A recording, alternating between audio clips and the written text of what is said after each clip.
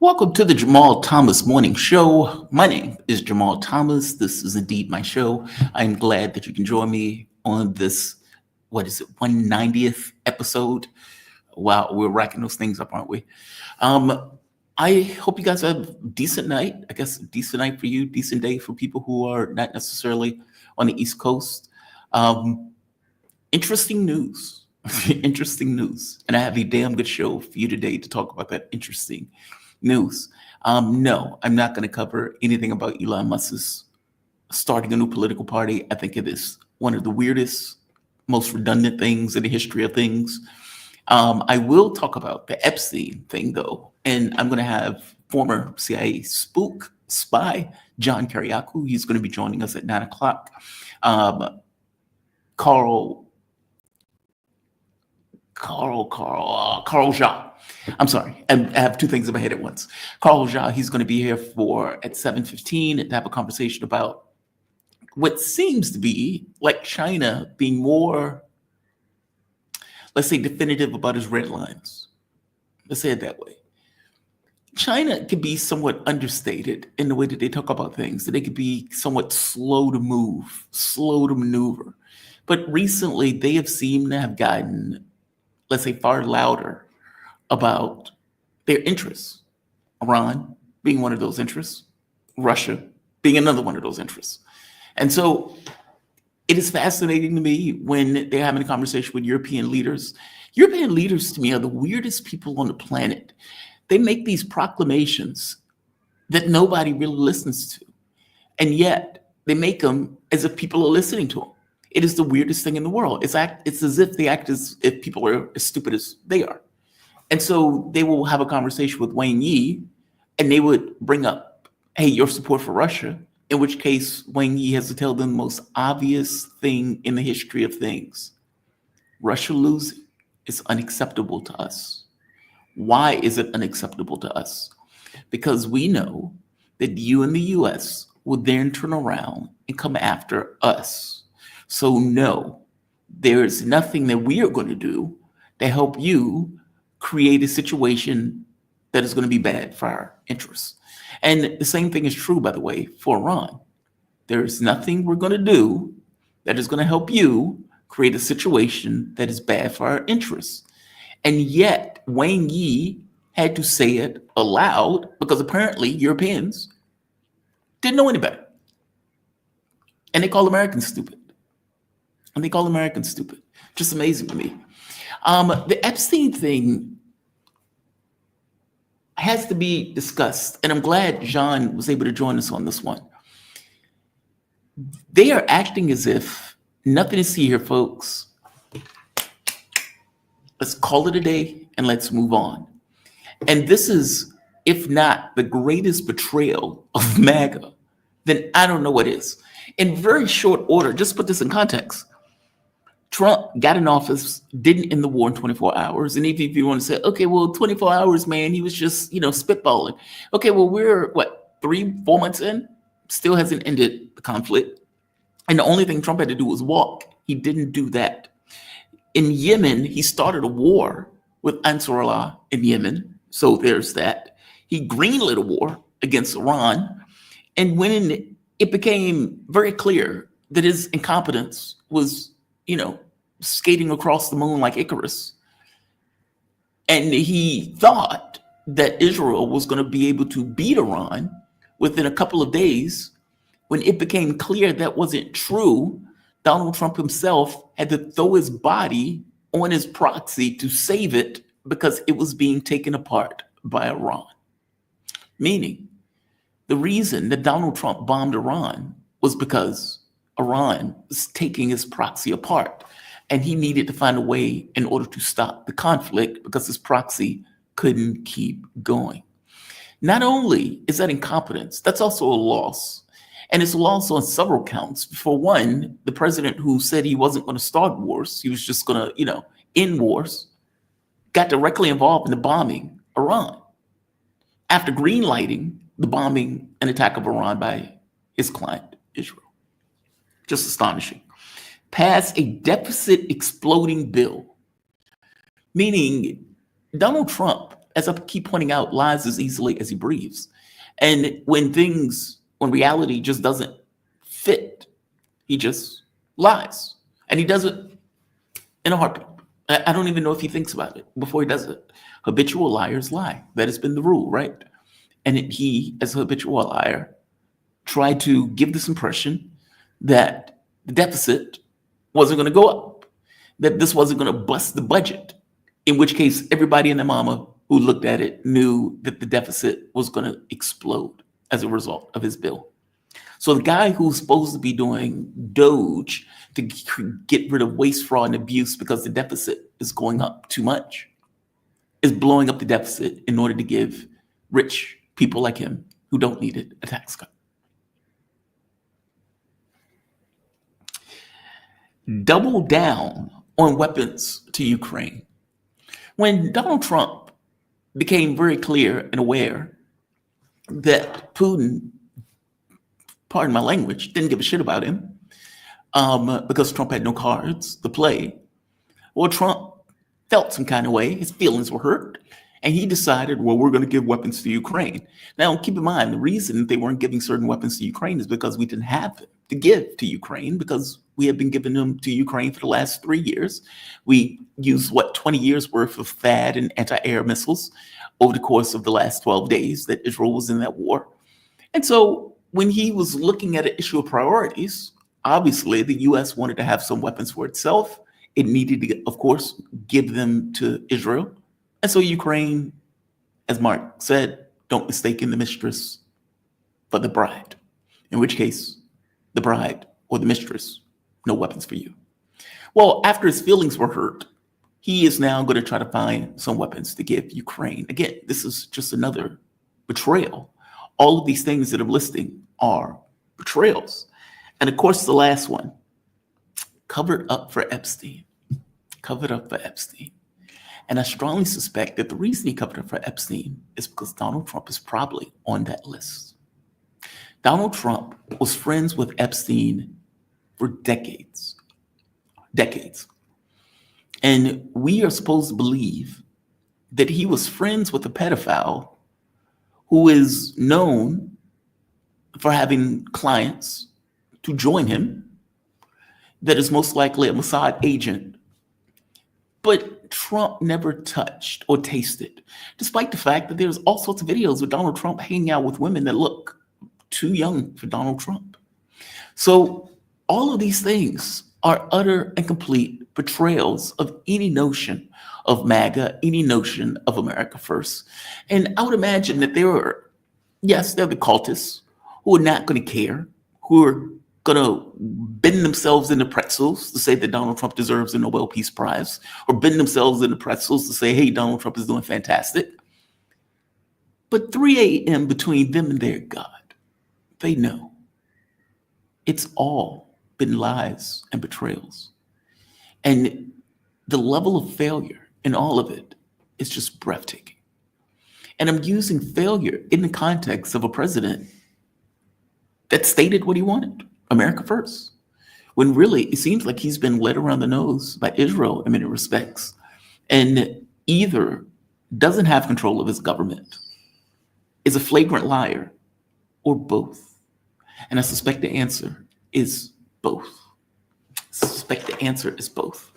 It is amazing to me that people are still shilling for Donald Trump in this particular way, as if, because the way they try to describe it, or the way they try to cut that angle is, well, the deep state is adversely affecting Donald Trump. It's purely the deep state. That's what it is, the deep state. Really? Really? You're acting like Trump is an infant. And if Trump is that weak, then he should be president. Full stop. The idea that you are going to come out and say, there is nothing to see here with Epstein, no client lists, died by suicide. Nobody believes this. And I know nobody believes this because the people who believe pretty much anything, meaning CNN, came out and said this. Let's show it. It shows no one entered the area surrounding Epstein's cell in the hours before he died. But there's something significant about this videotape. What is it? Well, here's one thing that some people on the internet are picking up on, which is that there is about a minute missing between 11:58 p.m. 58 seconds and 12 a.m. the night that Epstein was apparently killed or died. Alex.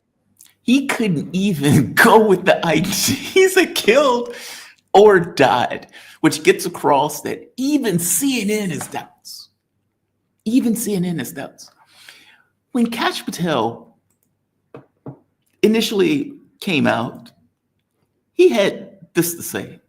And amazing how things change all of a sudden now that he's in office. Listen to what he says here. Embarrassed in the release of that list. Why is the FBI protecting the greatest pederast, the largest scale pederast in human history? Simple, because of who's on that list.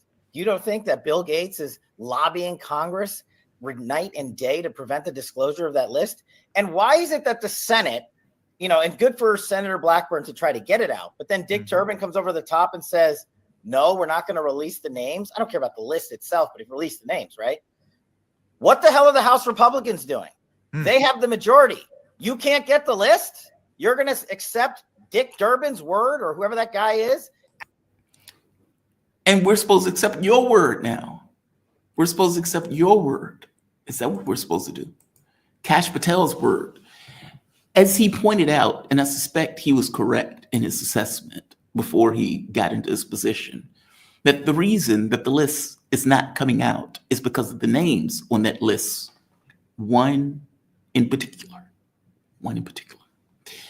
This is, just to add more to this, right here. Do you remember when they said, hey, we have the names and we have this bombshell, and look at all of the pamphlets that the influencers were given, the binders? What happened to those binders? What happened to those binders, right? Like, how did that just vanish all of a sudden? When Pound Bondi is pointing out that, she has all of the information and the information is on her desk. Okay, well, where did that information go? Isn't that an interesting question? Like, meaning, if the Attorney General comes out and says, I have the JFK files on my desk, I have the Epstein files on my desk, and I right here, when she comes out and says this, how do you walk this back? I just don't get how they walk this back. Right here. The DOJ may be releasing the list of Jeffrey Epstein's clients. Will that really happen? It's sitting on my desk right now to review. That's been a directive by President Trump. I'm reviewing that. I'm reviewing JFK files, MLK files. That's all in the process of being reviewed because that was done at the directive of the president from all of these agencies. So she is such a beautiful liar. A very attractive woman, a very bad liar. Because one of two things is true. Either she's lying there or they're lying now. And the problem with this kind of argument that they're making, if you remember Acosta, when he was going after Epstein the first time around, somebody pulls his chain, and Acosta is quoted as saying, "This is above my pay grade." Something to that effect, I'm paraphrasing. But he effectively said, look, this is above my pay grade. Somebody higher up, pull my chain on this issue. So clearly, something was happening. Also, the idea that the two guards who are supposed to be watching the guy both go narcoleptic at the same time, and the cameras that are supposed to be covering the door both are out of commission, is a little weird. It's a little strange to me. Meaning, this is a lot of stuff that they want you to swallow. And they want you to swallow in a way after years of them saying Jeffrey Epstein was an apex pedophile. But now, nothing to see here, folks. No Johns, no clients. Nothing to see here. The problem with that argument is when you go to one of the witnesses or the people who were effectively violated by Epstein, she has this to say. I have spent the last 17 years in my own prison for what she, Jeffrey, and all the co-conspirators did to me. I was raped repeatedly. I was raped 3 times a day sometimes. And I was not the only girl on that island. There was a constant stream of girls being raped over and over and over again. And yes, Ghislaine must die in prison because I've been in hell and back. Okay, so in this case, you have her saying very clearly, I was not the only girl being trafficked. All right. I have asked this question for the last 3 years. Where are the Johns? Where are the Johns? If indeed you had this steady stream of women that were being raped, and the other woman that was standing there with her attests to that, then where are the Johns? And it seems that Trump, who came in saying, I'm going to release the JFK files, I'm going to release the UFO files, I'm going to release the MLK files, I'm going to release all of the stuff. At the end of the day, his friend, Jeffrey, Trump refused to release the list. Refused to release the list. I want to bring in my man. I see him in the background, the man himself, Carl Ja. Carl, man, how you doing this morning? You doing okay? How are you? I'm doing okay. Well, it's not morning for us. I mean, it's evening for us. But by the way, Carl, welcome to my neighborhood. Welcome to my. I appreciate that. I appreciate that. I've been here, for the last month, I think. I'm going to be here till August. So, yeah, after which I will be going to probably Indonesia. So we will definitely be in the same neighborhood at that point. Carl Ja is host of Silk and Steel podcast focused on China and surrounding regions and their history, culture, and politics. You can follow Carl on Twitter at Carl Ja. You can follow his podcast on Twitter at Steel Silk. Letter N, and you can subscribe and support the podcast on patreon.com/silk and steel. I want to get that in first because I don't, just in case somebody doesn't go to the end of the interview. I'm assuming everybody does go to the end of the interview, even though I know that's not true. How you doing, man? You doing all right this morning? Well, today, I about to say this morning again. You doing all right today? So far, so good? I'm doing good. So far, so good. So far. I brought you on because I am always enamored by the things that Europeans say. It's always funny to me. And it's funny to me because they have no power in the world in regards to hard power at all. They are vassals of the United States and what the United States wants. And yet they would make these bold proclamations and they would even talk down to the larger powers that are more technologically sophisticated, educationally sophisticated, and frankly, more politically sophisticated. And I'm speaking about, in this case, China. And it's as if they think China are idiots or Chinese are idiots. And what I mean by this is right here. China had to tell the European Union, Wang Yi specifically, China tells the EU it does not want to see Russia lose its war in Ukraine. And the reason is obvious, because you are going to turn and come after us. And that is not conjecture on my part, because you can see right here. Yeah, right here. Let's pull this one up. The navies of the United Kingdom, France, and Italy are planning to coordinate deployment on their aircraft carriers to the Indo-Pacific. So in one case, they are complaining to China, hey, we don't like the fact that you have dual-use goods going to Russia and that we believe that your support is keeping Russia afloat. And in the other case, but we are trying to create a Pacific NATO in order to go after China. Do they just not see like how these things connect to one another? It's the weirdest thing in the world. Give me your take on this. That's so bizarre to me. Well, first of all, a lot of the EU leaders today, I mean, I'm talking about VDL or Callas, they're all like being groomed from an early age to be part of the Atlanticist. They're grooming the Atlantis institution to be the Washington's voice in Europe, right? Mm-hmm. And that's exactly what they are. They have maybe because the geographic distances so far, they seem to think China is still in the 19th century, right? They still think like Europeans can send their gunboats over and make their demands. But I want to correct something. I do believe Callas was intentionally misinterpret what Chinese Foreign Minister Wang Yi said. According to Callas, she said that Wang Yi told her that China cannot afford to have Russia to lose in the Ukraine war. I highly doubt Wang Yi actually said that, because that's very unlike Chinese diplomatic speak. Wang Yi can be very blunt, but like he not that blunt. It's not that his communication style. What Wang Yi probably said is, we don't want Russia to fail, which is a little bit different. I mean, you might think it's the same, but it's a little bit different. Like Wang Yi probably said, we don't want Russia to fail. And Wang Yi probably did say, as quote Callas, that, if Russia falls, China will be next on the target list of the United States. I mean, this is common sense. And Wang Yi also supposedly said that, you blame us for providing material support to Russia.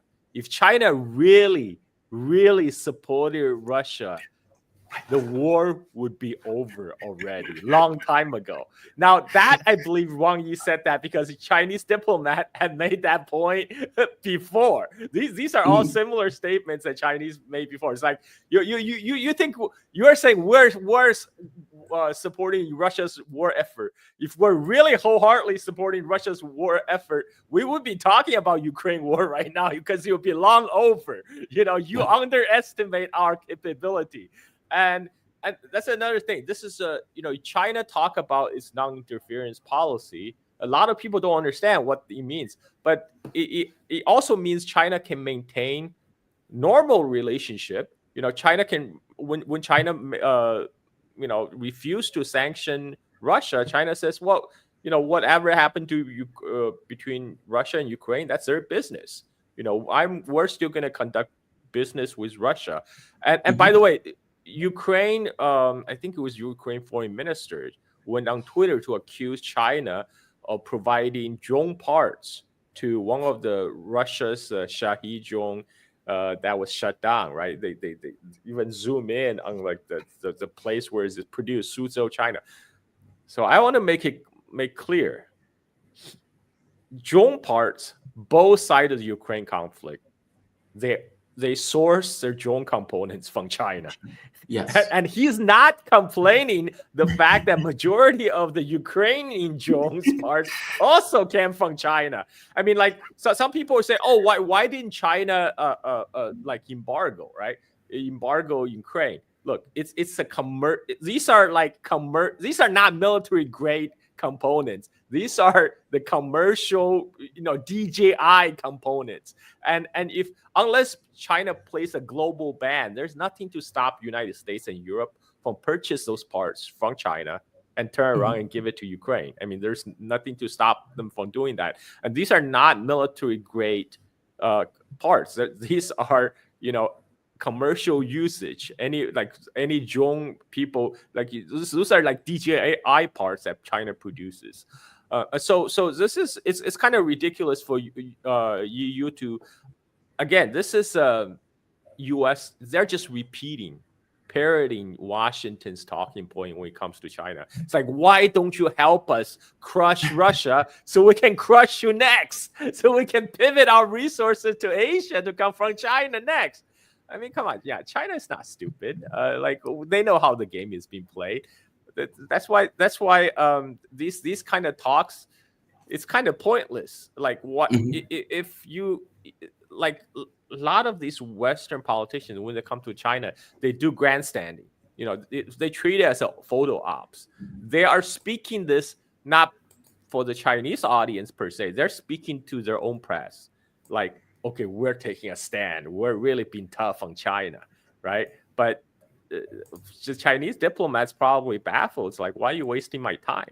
Why are you wasting my time? Why are you trying to lecture us like we're children? This is going to go nowhere, and this is happening right on the eve of the EU-China talks that was going to take place later this month, which doesn't bode well, because VDL also just gave another speech in front of the European Parliament, again talking about how EU need to de-risk from China. Then why are you going to China then? Why just keep on sucking up to the United States, who's going to slap you with 30%, 25% tariff, and right now they're crying about how they're being treated unfairly by Trump, by United States. At the same time, they're sending their Navy to South China Sea to do a U.S. bidding. And by the way, those navies are for show. Everybody understood they're not going to do anything. They don't have capability to do anything, because the UK aircraft carrier has spent majority of its time in the docks for repair and maintenance. And the reason now they're talking about sending these European ships over to China, because recently U.S. has deployed its 3 aircraft carrier group to Middle East. So United States needs some show of flag here in East Asia. So like, okay, how about your ships are not doing anything in the Atlantic? Let me borrow them and put them in Pacific, right? That's what's really going on. But this is all very childish, very ridiculous. It is. It's silly. It's just silly. I don't know what else to call it. And you're right. It's for public consumption. I guess I'm always shocked that the European audience also consumes it. Like when I hear European leader, when I hear Ursula von der Leyen, you made a statement today that was one of the most Prescient is not the right word for it. Intuitive, on point comments that I've heard all day. And you said, what does Ursula von der Leyen do? And I said, he is so right. I don't know. I don't even know if she knows. Like, meaning you see her talk all the time. And there's going to be this kind of huge corruption scandal and everything else. But when you say, I was like, he's right. I have no idea what her job description or title is. I just see her making speeches all the time that are just nonsense, that are for guiding. Literally, her only job is to regurgitate Washington's line at EU. And people need to remember, von der Leyen was not elected by the broad European electorate. She was elected by the 40 MPs of European Parliament, right? So she was elected by 40 people. Like the majority of the European citizens of EU had no say in the election of von der Leyen. So there's no way she even represent them. And the problem with with a lot of these propaganda is they repeat those propaganda and recycle them so much, they start to believe, they start to invite their own propaganda. This is why they sound so ridiculous when they talk about China, Russia, and geopolitics. Like, what are you guys talking about, man? Yeah, don't get high on your own supply. I mean, that was, rap history of sorts. Apparently they never got that lesson. So they are supposed to have a meeting coming up. Do you think anything is going to come out of that meeting? I mean, early on, when the United States was passing the tariffs, they seemed eager to have the conversation with China. Yeah. Well, nothing has really changed with the tariff thing, and yet they're still out here popping off at China. Well, Trump put the 90-day pause, remember? And I'm pretty sure he's gonna put another 90-day pause, like his TikTok ban. Remember, like he already did, by the way. He already did. He put a 90-day pause on the TikTok ban, then he extended for another 90 days, and I'm sure he's gonna extend another 90 days. Taco is. We can always count on Taco Tuesday, right? So European. I think in the beginning they were panicking a little bit, when Trump starts slapping the tariff. That's why they go to China, and now they saw Taco start doing this 90-day extension. They're like, oh, shoot, okay, he's just he's just kidding. Like, there's less urgency than to make up with China. I think that's what's going on in the background. Basically, they don't believe Trump. And because they don't believe Trump, the urgency to get with China has become less. So now they can pop off China. They can talk trash now. Oh, that is so pathetic. That is so pathetic. And by the way, he did extend them. He's extended what, out to August? Apparently, like only 3 countries met with Trump. Two were frameworks, but no deals were made. And so Trump had to send out letters, which is so pathetic. It's like, I'm demanding you make a deal with me, and nobody makes a deal with you. And then so you send out a letter, a strongly worded letter saying, hey, you should make a deal with me or else. So it's like, okay, dude, are you serious right now? You're supposed to be the president of the US. I'm curious on the Asian part of this though, like Japan, what was it? Japan, South Korea, and there was one other state, Malaysia, the state that I'm in, where he's talking about putting like 25% tariffs on all of these countries. Yeah. It's Japan, South Korea, Malaysia is 25%, and Vietnam, I think, got 30%, or was it also 25%? And then the 40% and Laos and Myanmar. I'm like, what do Laos export to? What do Laos and Myanmar export to United States? I couldn't think of anything. But this is again, like on one hand, U.S. is trying to corral South Korea and Japan together to form this anti-China bandwagon, right? And on the other hand, they're slapping them with tariffs left and right. I mean, Japan already got slapped with the auto tariff, right? Because that actually is existential for Japanese automakers, because they are much more dependent on export than say China is, because China is okay, because China, they don't sell cars to United States anyway, and China has the world's largest auto market, so China was okay. But Japan, they really depends on the U.S. market, and like that 25% tariff on foreign cars and foreign auto parts really gonna hurt, because despite having factory in United States like Toyota, Nissan, Honda, large part, they still get a lot of parts from Japan, and Japanese Japanese trade delegates actually threatened that they could start selling U.S. Treasury, and this is really. Their Japanese are now playing hardball, because China now has set the example where they stood down Trump, and Trump voted. Now everybody is following suit, and the Japanese are saying, look, we if you're gonna, we're not gonna budge on this. You're gonna force this thing on us. We're gonna have to force to sell bonds. And let's remember, now it's Japan, not China, is the largest foreign holder of U.S. Treasuries, because China has already reduced their holding from 1.4 trillion to like 700 billion. So it's Japan that still hold somewhere north of $1 trillion worth of U.S. Treasury. And if they start selling, man, that's gonna create havoc on the bond market.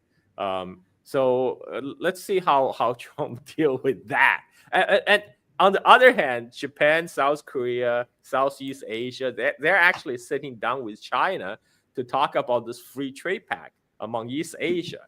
And that's going to be like a free trade zone of 2 billion plus people. There's 1.4 billion people in China, 680 million people in ASEAN, 140 million people in Japan. And I think like 50 million in South Korea. So all together, more than 2 billion people market. I mean, that's huge. Wow. This is all thanks to Trump. This is all thanks to Trump, the great peacemaker. Give that guy a Nobel Peace Prize already. Carl, it sounds like you were being sarcastic about my president. Saying that. Do you know that war criminal Netanyahu is putting his name in for the Nobel Peace Prize? I nearly fell out of my chair. But like the level of irony it's so thick, it's so over the top. My grandfather used to say, if I'm lying, God strike me dead. You would think at that moment God would have literally sent a thunderbolt down. It hit all of them. Just astonishing. I am curious, what do Asian countries think is going on in the mind of a president doing that? Because rational human being, rational man, says, hey, if you do that, it's going to push people, A, to BRICS, and push people to find a way around what you're doing in that moment, meaning you are making your situation worse. That's not, hey, let's go work with Trump. That's, hey, let's find a way to not work with the United States. Oh, I mean, how do they view it? How does China view it? You can't work with Trump. This is the guy. Trump, in his first term, he signed the U.S., Canada, Mexico trade agreement. Remember? And now in his second term, he tore up the trade agreement he signed the first term with those two countries. How do you do business with somebody like that? This is his administration's trade pact. Now he decided to tore it up. So, and this is why the Singaporean former diplomat Kishore Mubani has repeatedly said, please, United States, we in Southeast Asia do not want to be forced to have to choose between China and United States because we want to do business with both. But what he's really saying is, if push comes to shove, if you really force us, we're gonna have to choose China. And that's already happening. There's a recent article, I think, in Foreign Affairs magazine.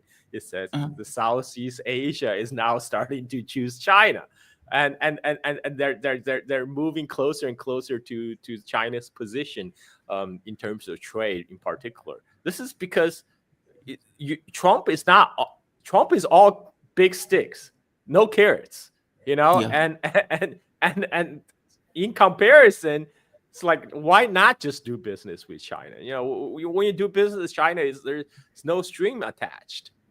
For China, business is business. China's business is business. U.S. business is war. The choice is clear. And is there anything that you can get out of the U.S. that you can't get from China? China already make everything, sir. That's what I mean. Okay, NVIDIA chips. The NVIDIA still have like the AI chips. That's why they're talking about, U.S. is talking about sanction.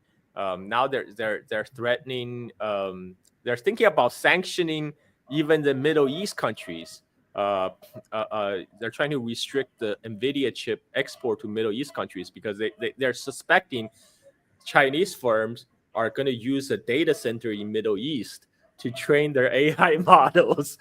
So and that's actually happening, by the way. I mean, there's reports. I don't know if it's true, but there's have been reports of Chinese. They take they put their they carry suitcases with and they come to Southeast Asia.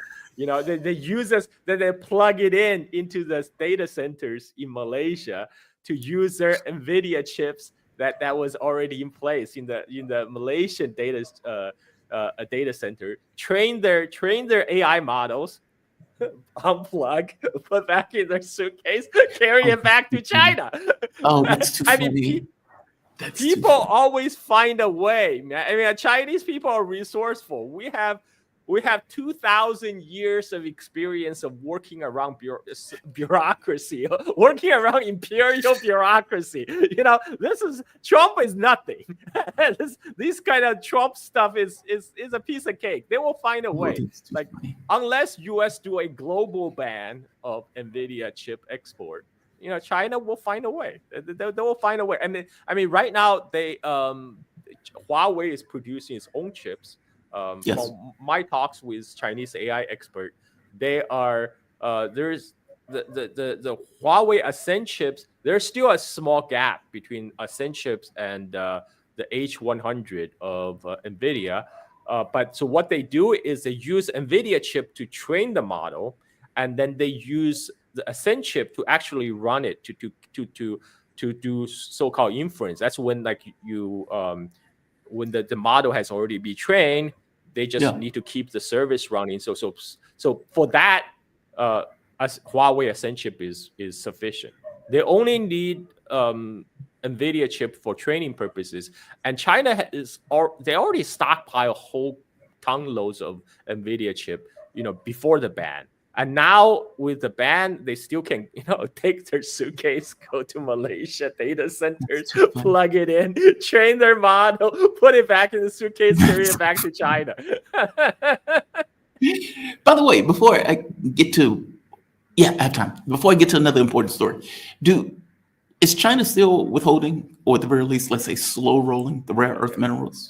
Okay, so what China put on rare earths is the export control, right? So what export control means, anybody who want rare earth, they're gonna have to fill out an application, send it to the Chinese Commerce Ministry. Oh, geez, are you serious? What China said is they are now going to expedite the application approval process for American automakers, right? This is very specific, American automakers, because China don't want to cripple the U.S. economy, because there was a widespread panic among the U.S. auto industry, captain of industry, because they're like, oh crap, we can't make cars if we don't get our hands on those heat-resistant magnets that's made from critical minerals. And so China's like, okay, so we will approve. They granted export license for U.S. car makers for 6 months, but after 6 months, they're due for renewal. They need to reapply, and in the meantime, China will monitor how they use those rare earth magnets. If they find them that get diverted for non-civilian use, diverted from like non-auto use, that can be cut off anytime. So this is so China still maintain the control on rare earth. The export control is still very much on. They haven't lifted the ban on export to Lockheed Martin, for example. This is why the U.S. face a real bottleneck in their supply of missiles, production of F-35, all of which require those special heat-resistant magnets made from submarine cobalt. And people are saying, there's plenty of rare earth in United States, in Australia. We just need to scrap our environmental regulation and dig, baby, dig. Drill, baby, drill. In 10 years, we have the supply that we need. The thing is actually not about digging it out of the earth. They could actually get that going in 3-4 years, no problem. The problem is refining. China actually only mines 60% of the critical minerals, but they refine 90% of the critical minerals.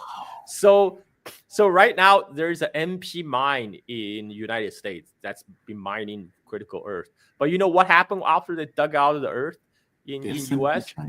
They send it to China for processing, because only China has the machine tools and technology to refine those rare earth into those heat-resistant magnets.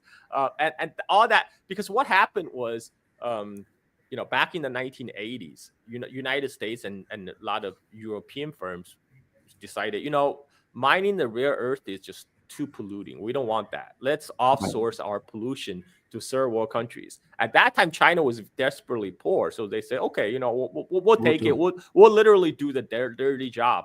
But China always had an eye on moving up the value chain. So you know what? We're going to do the refining too. And at that time, United States was perfectly fine. Wall Street did their calculations, like, there's not much margin in refining. Yeah. It's a lot easier just to have the refining done in China. So U.S. actually help China to set up those refining processes. They send the plan, their technology over. And this is how, but after the 80s, 90s, China started to dominate this industry. But what happened now, it's 40 years later. There have been 2 generations of evolution of those technology in refining. The technology that's making those heat-resistant magnet today is not the same as refining rare earth back in 1980s. And all the latest technology and refining process, all that IP is controlled by China. This is why even if they can scrap all the environmental regulation and start digging in United States, Australia, they still can resolve the bottleneck, which is refining. That's where China still has the chokehold. And this is where this is why there's a lot of U.S. have been talking about it since 2008.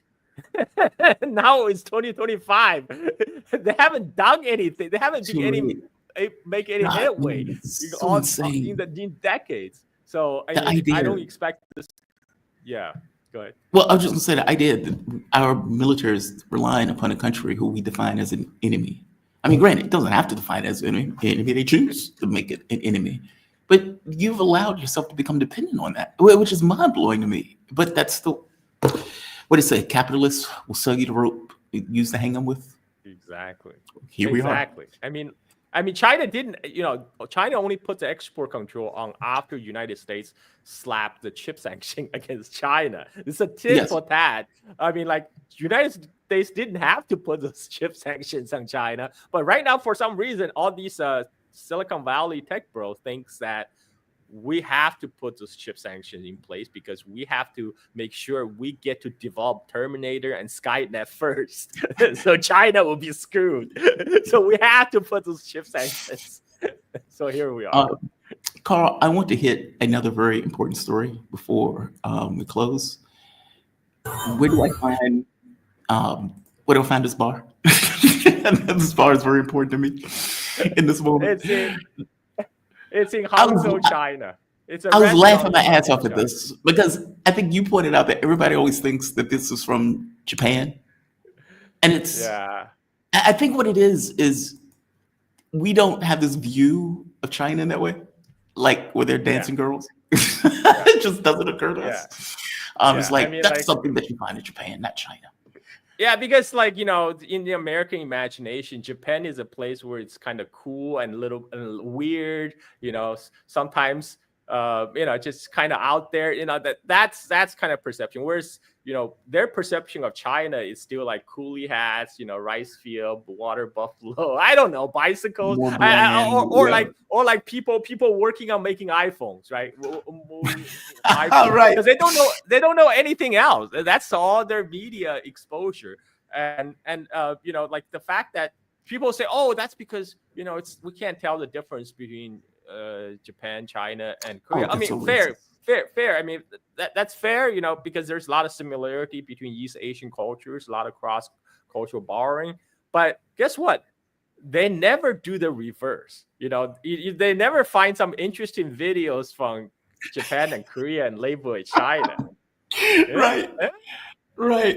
Yeah. So it's always like that meme where people do the soy face when it comes to Japan, like, oh, Japan and China. It's like, oh. No. Yeah, I don't think they know. As Americans, I don't think we know. I think it's kind of like Africa, like where like everybody think Africa is a country, right? In US, everybody think Africa is one country.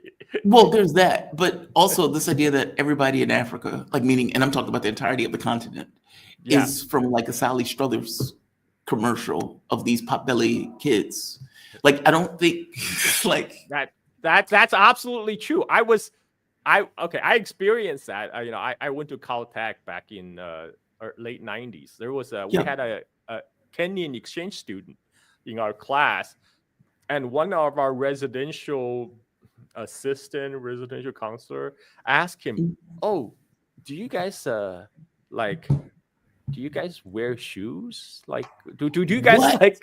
I was like, that's so man. He came to Caltech, dude. He's an exchange student at Caltech, man. How do you think he got here? You think he swam across the ocean? I mean, like, come on, like, of course, he was thinking like all these East African marathon runner, right? Like they run without shoes and stuff like that. But still, come on, like Google, I think we already had Google back then. Just Google like a picture of Nairobi or something, like that's so racist. They're not. Yeah, because people's image of Africa is still mud huts, loincloth, and it's ridiculous. I'm glad you said Nairobi, because Nairobi is like a big city in Africa. Yeah. And I remember when my ex-wife and I remember her and I realized, hey, we have some racist ideas about Africa. Like, we weren't even including it in places that we travel. And at some point we were like, well, let's do Kenya. Nairobi is a big city. It's a big city. No, the real story that I wanted to get to, it sounds like, and correct me if I'm wrong, that China is becoming more vocal about the things that it cares about. And so this is Wang Yi, and he's talking about the US bombing Iran. So whereas the first one was European Union, this one is him talking specifically about Iran being bombed. And just to point it out, he says, the United States shamelessly bombed the nuclear facilities of an independent country, Iran. This is dangerous heresy.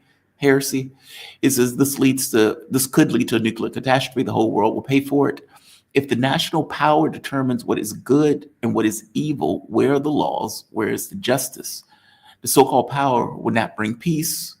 It will open Pandora's box. And everything he just said there was correct. But I keep saying there's no such thing as international law. And I'm wondering, is that why, did that provoke this? Iran receives Chinese surface-to-air missile batteries after Israel ceasefire deal. The Islamic Republic is trading. Yeah, no, go for it. This actually makes sense for Iran, because this was even talked about on the Chinese social media, while the 12-day war was going on. What we're saying? They're saying, Iran has a strong spear, meaning they got their missiles, but they have a weak shield, because their airspace was still wide open. Israel were bombing them, and in the end, the Israel bombing was actually affecting Iranian missile launches, because it was Israeli F-35 were starting to hunt missile launchers on the western side of Iran. And so what Iran now, during the ceasefire, their top priority is actually rebuild their air defense system, so they can protect their missile launchers in the future if a future conflict breaks out. And this is where Iran did have a deal with Russia for S-300 and then S-400, and I don't know why they haven't been delivered. Neither do I. I don't know the context. I don't know. But Russia right now, they have their problem of their own. Well, obviously, Russia's top priority currently is Ukraine. I mean, that for them, that's the existential struggle they're focusing on. So maybe just simply the Russian defense industry does not have the bandwidth to come up with that. But China would have no problem. According to Western media, China have an overcapacity problem, right? So China has no problem. There's no supply side issue on producing defense system. In fact, China was going to export their Hongqi HQ air defense system to Turkey several years ago. This was shut down. This was killed by Washington, because Washington really did not like that, and so Washington killed that deal. And so China is ready to export its air defense system. In fact, China did export its air defense system to Pakistan, and in fact, the latest performance of Chinese weapon system during the Pakistan-Indian conflict may have convinced the Iranian officials to pursue the weapon purchase from China, because the Chinese weapons are cost effective. They don't cost nearly as much as the Western systems, and there will be no supply issue. China can just keep on rolling them off the assembly line, and Iran right now, they don't have much time to waste. Their goal is to build up their air defense as quickly as possible. This is I think it makes perfect sense for them to go to China. And recently, Iran defense minister went to China for SCO, the Shanghai Cooperation Organization meeting, and that was a perfect opportunity for him to do the shopping. I mean, if that's what they had in mind, that was a perfect opportunity.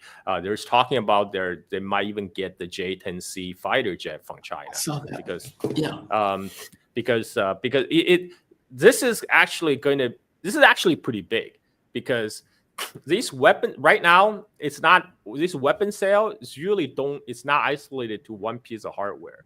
The performance of J-10C in the Pakistan-India conflict is not because of the J-10C, or not. It's not even because of the PL-15 Chinese air-to-air missiles. It's because the modern war is you're pitting a system against system. And Pakistan, they got their system integration done very well because they had their AWACS planes who can see the Indian target really far away.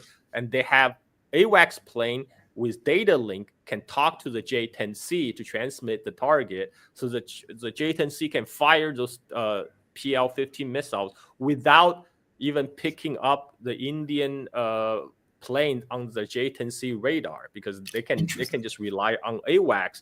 And those PL-15, they have very long range. They go beyond the visual range. So during the whole fight, neither side's plane even come into the visual contact with each other, and they were just firing missiles based on the blip on the radar.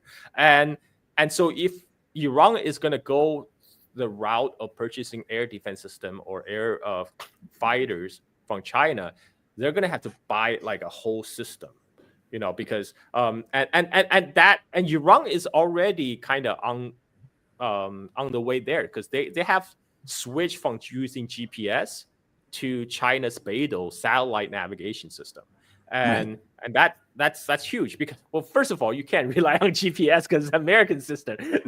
American can shut it off anytime. Starlink, GPS, forget about it. So they made the right call. I think it was back in 2024. They said they already switched to the Chinese Beidou navigation system. So that means it was the Chinese satellites that was guiding those Iranian missiles to target Tel Aviv in the last 12 days, in those 12 days conflict. And then, then this will provide easier integration for the rebuilt Iranian air defense system, because they're already relying on the Chinese satellite navigation system that can easily integrate with their jet fighters, air defense system, and this actually makes the Iran-Russia-China relationship even tighter. Yes, because yes. military sale is never just like straight business, because you have to send in training, you have to send your pilots for training, you have to send your ground crew for training. The two sides will have to exchange personnel, and this is you have long-term service agreement for maintenance. So this is a multi-year, multi-decade-long relationship building exercise, and so before Iran was they try to go on their own, because Iran, they take their sovereignty and independence very seriously. So they didn't want to over rely on like any outside powers. But I think what those 12-day conflicts show is they do need some outside help. And now they can, now that the fact they're going to China, that means there's going to be tighter integration between Iran, between the BRICS and the SCO bloc, basically. They now before we say Iran is a BRICS member, but what does that mean? That just means they go to a BRICS summit together in Brazil, right? But now they actually have, if not military alliance, but they have very close military cooperation, where there's going to be some knowledge transfers. That's what training is about. There will be knowledge transfers. There will be personnel sharing. So this is going to make the Iran-China relationship tighter than ever. So this is pretty big. Carl, let me keep you just a little bit more on this one. Sure. Go ahead. I think, and correct me if I'm wrong, give me a take on this. This is thank God. Like this, I always make this thing like Iran wants to go bare-chested into battle. And it's like, dude, don't go bare-chested, wear armor. People wear armor. Meaning, I don't want you going into this on your own under this idea of this is what it means to be strong. Okay, don't do that. You have friends. Use your friends, especially when your friends are relying on you to exist. And so I love the fact that they're now saying, okay, yes, we survived. We could have done this better. Hey, let's get some help from our friends. What is this? Have some little help from your friends. And so I love the fact that they are now working in closer relationship in tandem with one another, because I think this is going to set the model for BRICS in general, because I think it has to set the model for BRICS. Like, meaning, yes, the U.S. tried to go after Russia. Okay, that's a BRICS country. The U.S. tried to go after Iran. Okay, yeah, another BRICS country. The U.S. has been trying to pivot to go after China for, 20 years? Another BRICS country. And just so happened, that's the fulcrum of BRICS. So it's like, yeah, you do need to work in tandem with one another for your own protection. Not because you're dependent on another country, but because you're all interdependent upon one another in some respects. If one of you fall, the other ones are weaker by definition. So yes, I would prefer, and it seems that Iran has realized we're better off working together. And I would imagine that the other BRICS nations, on some level, are going to have to realize that security is also going to need to be a part of BRICS in general. Well, give me a take on that. On Iran's defense, there's reason why this closer cooperation didn't happen earlier, because the international arms embargo on Iran wasn't lifted until October 2020. That was only like less than this is about like 4 years ago. So there was not enough time, because any kind of new weapon system, you would take years of training, setup, system integration to get it function perfectly. Right. So even if Iran purchases Chinese system tomorrow, it will probably take them a couple years to get everything functional smoothly. And it's gonna take time. And so I think I think this is definitely positive. Things are moving in the positive direction. And because this is what U.S. always do. U.S.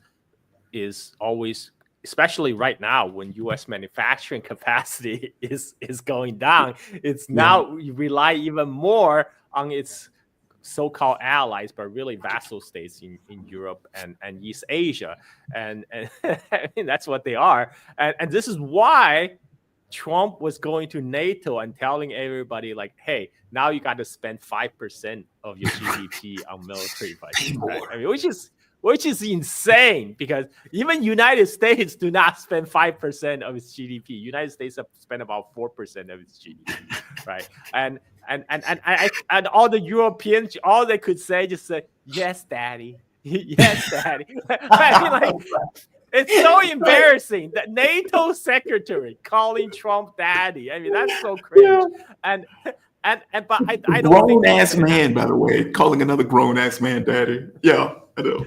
And I don't think that's going to happen, because EU had promised back in 2014 to up their military spending to 2% of their GDP, and a lot of the EU countries still haven't reached that target yet. So this is 2025. So now they might agree to increase it to 5%. Who knows when they're gonna reach that target? Like right now they're just saying that to please their daddy Trump, and we really don't know that they're ever gonna reach that target. I don't think they will, because European right now, their economy is in shambles, and maybe the thinking is, okay, let's try military Keynesianism. Like our car industry got fucked by the Trump tariff and cutting off the Russian gas. Let's make tanks. I don't think that's gonna work. I just don't. I don't. I agree with you on that, right? I mean, because it's a double whammy on so many levels. I mean, and the U.S. thinks it's too slick for its own good, and Europe is just like, just tell daddy whatever he needs to hear. We don't want daddy to be angry. Just tell him whatever he needs to hear. We, for one, Donald Trump expectation is that they buy overpriced U.S. weapons. So there's that. So the reason he's telling them like 5%, because he wants this kind of diversification of concerns, where it's like, okay, you take over the Russia part, as if Europe could do that. But he also knows that the weapons that they buy, the overwhelming majority, are going to come from the United States. So from Trump's point of view, you're buying out LNG for 5 times more. You're buying out weapons that are overpriced. Win-win. Win-win. Now, they are saying 10 years, which is funny to me, because Donald Trump may be dead and buried in 10 years, and he's damn sure not going to be in office in that time frame. So what is he really getting out of that? Anything? Like, it's just amazing to me. Legacy. Is that what it is? Legacy. The man of peace. Donald Trump. I mean, I think Trump is kind of an American nationalist at heart. You know, like if you look at go back to his speeches back in 1980s. That's what he had been saying even back then. It's like, oh, Europe is such a free rider. They have been paying for the privilege for us to occupy them. And he says the same thing about Japan. Now he's a president. He's actually implementing all these ideas he had back in the 80s. Because you got to remember, 1980s that's when his peak year. That's Trump's peak year. So his mentality, his mindset is still stuck in the 1980s. He's just now putting them into practice. He just never gotten better in life. Yeah, I guess you're right. It's just funny to me. Like the free rider thing is always funny to me. It's like, you're a free rider. You guys are free riding. You're hanging on America's coattails. Listen to the fact that we love the fact that Europe was dependent upon us, because that allowed us to control Europe and the events that took place in Europe. And Trump flips it on his head and it's like, you guys are free riders. You guys are just, sucking off the teat of America.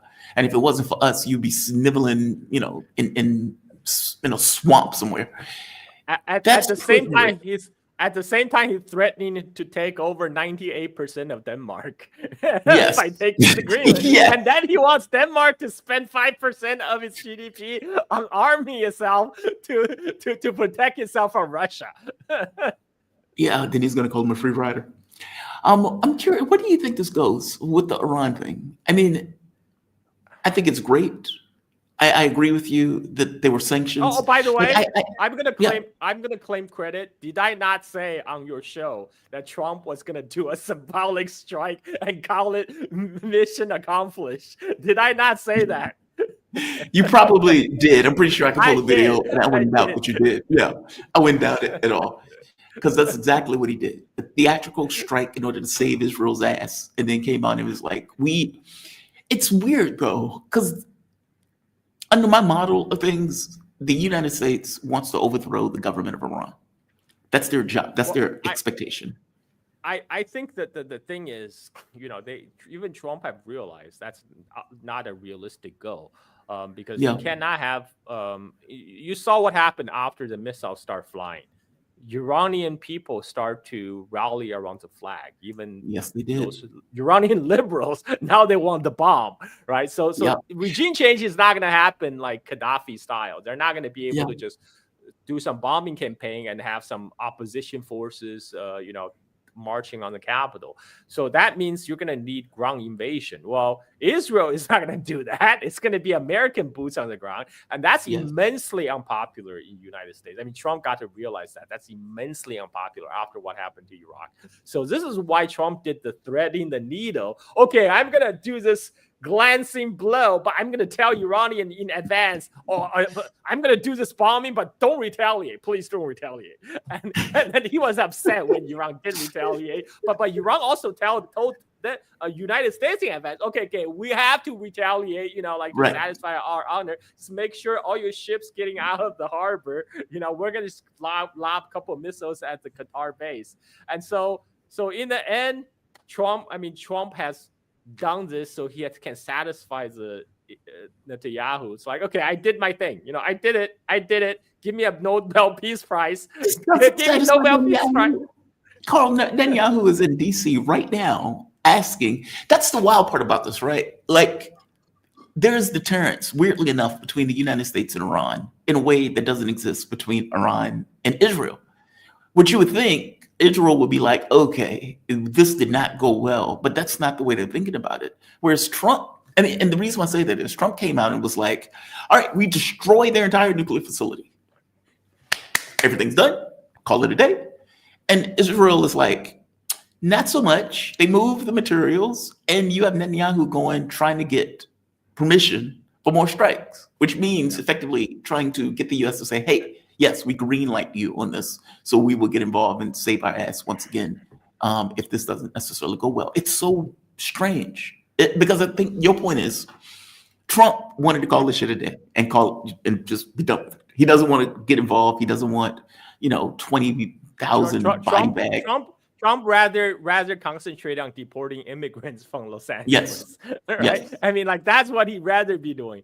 But Netanyahu's perspective, he needs to remain the war president, so he doesn't get to thrown in jail for corruption charges. So that means he had to expand the scope of the war. That's why he did it, first Gaza and Lebanon, and he expanded to bomb Iran. And it's only after he realized, oh shit, U.S. don't exactly have our back, when Tel Aviv are getting hit, Haifa are getting hit, and they realize, okay, if this keeps going any longer, the Israeli economy is going to face total collapse, because it was already all the settlers are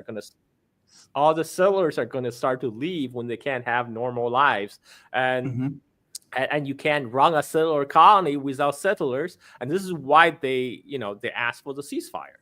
But for Netanyahu, he had to keep the war going so he can remain the war president.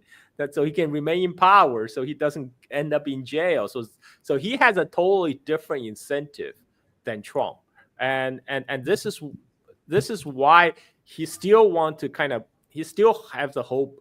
He thinks all the Americans are easily manipulated, right? I mean, and he do know Israel do have a lot of influence in Washington. So right now he's still trying to play up he's still trying to see if he can get Trump to agree to re-engage, to get U.S. entangled in the Middle East again. But I don't know if that's gonna work, because I don't think Trump heart is in it, because look, to do a regime change in Iran, that's a huge undertaking, and U.S.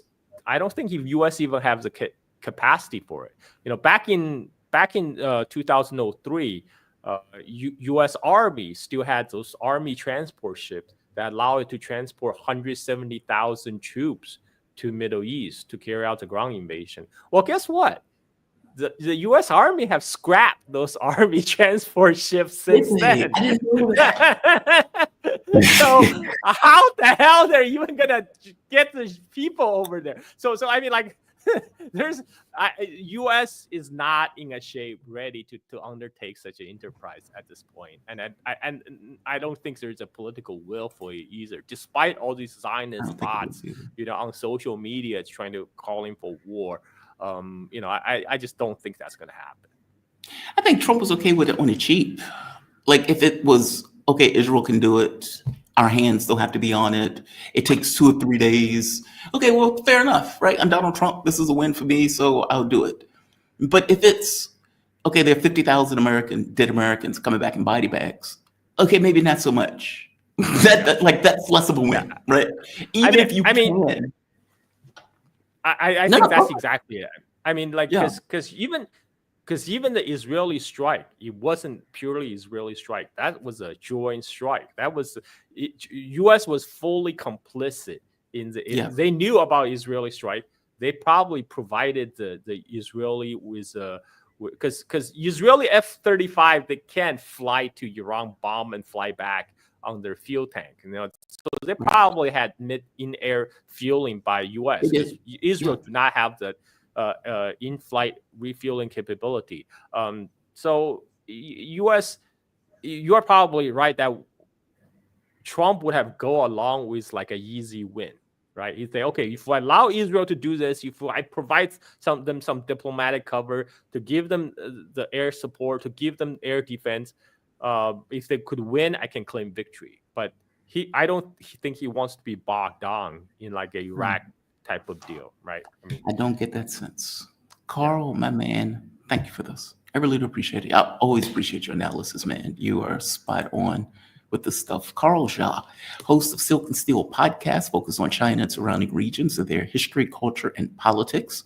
You can follow Carl on Twitter at Carl Jha. Follow his podcast on Twitter at Steel Silk, letter N. And you can subscribe and support his podcast at patreon.com/Silk and Steel. Carl, man, thank you for this. You be safe, okay? Thank you. Anytime, Jamal. You have a good one. Thanks, man.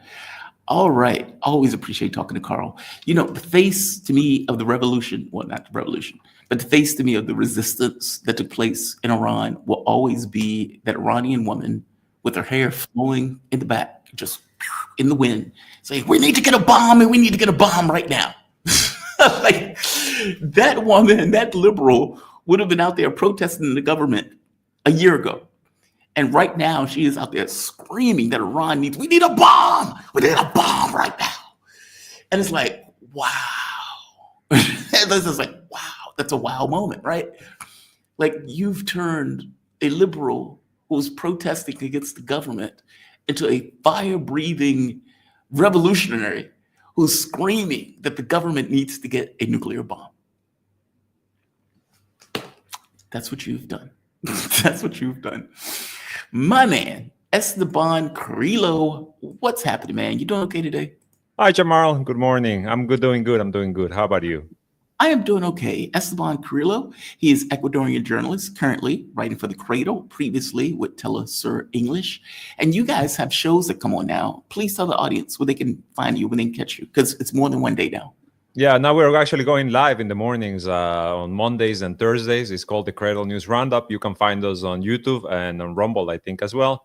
So we're trying to grow our subscriber base, you know. What time do you come on? 8 a.m. Eastern on Mondays and Thursdays. You bastard. I'm sorry. Yeah, I know. When we discussed the time, I was like, oh no, Jamal goes on at that time. But I'm totally joking. That's what I'm totally joking. I'm totally joking.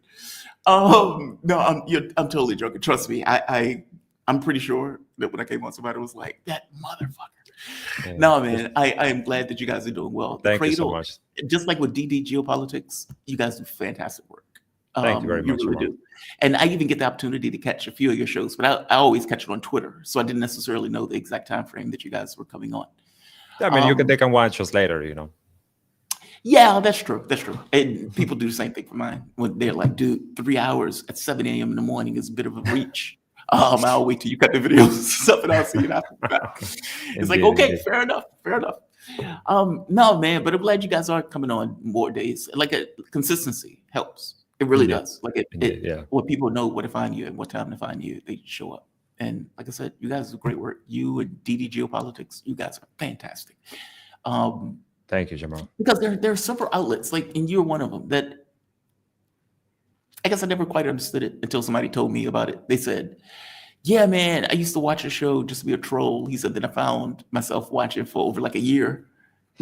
not even realizing that you had converted the person into a listener. Like he just kind of just woke up one and was like, holy shit, I'm actually following the content. And I think I felt that way with DD Geopolitics and with The Cradle. It kept showing up my feed. The stuff was solid. The articles were great. And after several months, you realize, holy shit, I'm watching this all the time. Like I'm reading the content constantly. Like it's I don't know if it's reliant upon it, but definitely helps grease the wheels in regards to like research and those type of things. So indeed. Yeah, yes, I'm gushy because your work is fantastic. Thank you very much, really. Netanyahu is in the United States. He's in Washington, D.C. And in one of the weirdest, oddest moments, you get Netanyahu putting Trump's name in for a Nobel Peace Prize. And I know the audience right now might be like, dude, that's fucking AI generated. There's no way.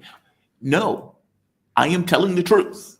A war criminal that has gotten 400,000 people killed is sitting across from Trump. Trump, by the way, bankrolling that war criminal to get all of those people killed. Mm-hmm. And he comes out and says this. The president has already realized great opportunities. He forged the Abraham Accords. He's forging peace as we speak in one country, in one region after the other. So I want to present to you, Mr. President, the letter I sent to the Nobel Prize Committee. It's nominating you for the Peace Prize, which is well deserved, and you should get it. Thank you very much. This I didn't know. Oh yeah, I'm sure he didn't know. That is astonishing. That is astonishing. Like I want to spit at the screen Like, I don't want to do it on camera. That is astonishing clip. It's almost, you know, if we weren't talking about a Holocaust, this would be you know, like the sketch comedy of the week. Imagine it would be. Just back you up on that. The same guy at the exact same time where they're doing that. Exactly. Both of these criminals.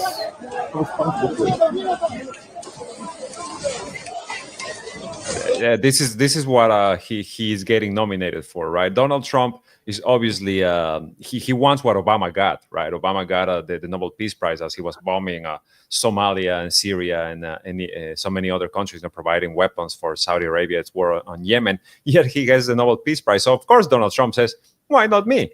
Right? Why not me? I also deserve the Peace Prize, because this is the motto, right, of the second term of Trump's White House is peace through strength, right? Peace through strength.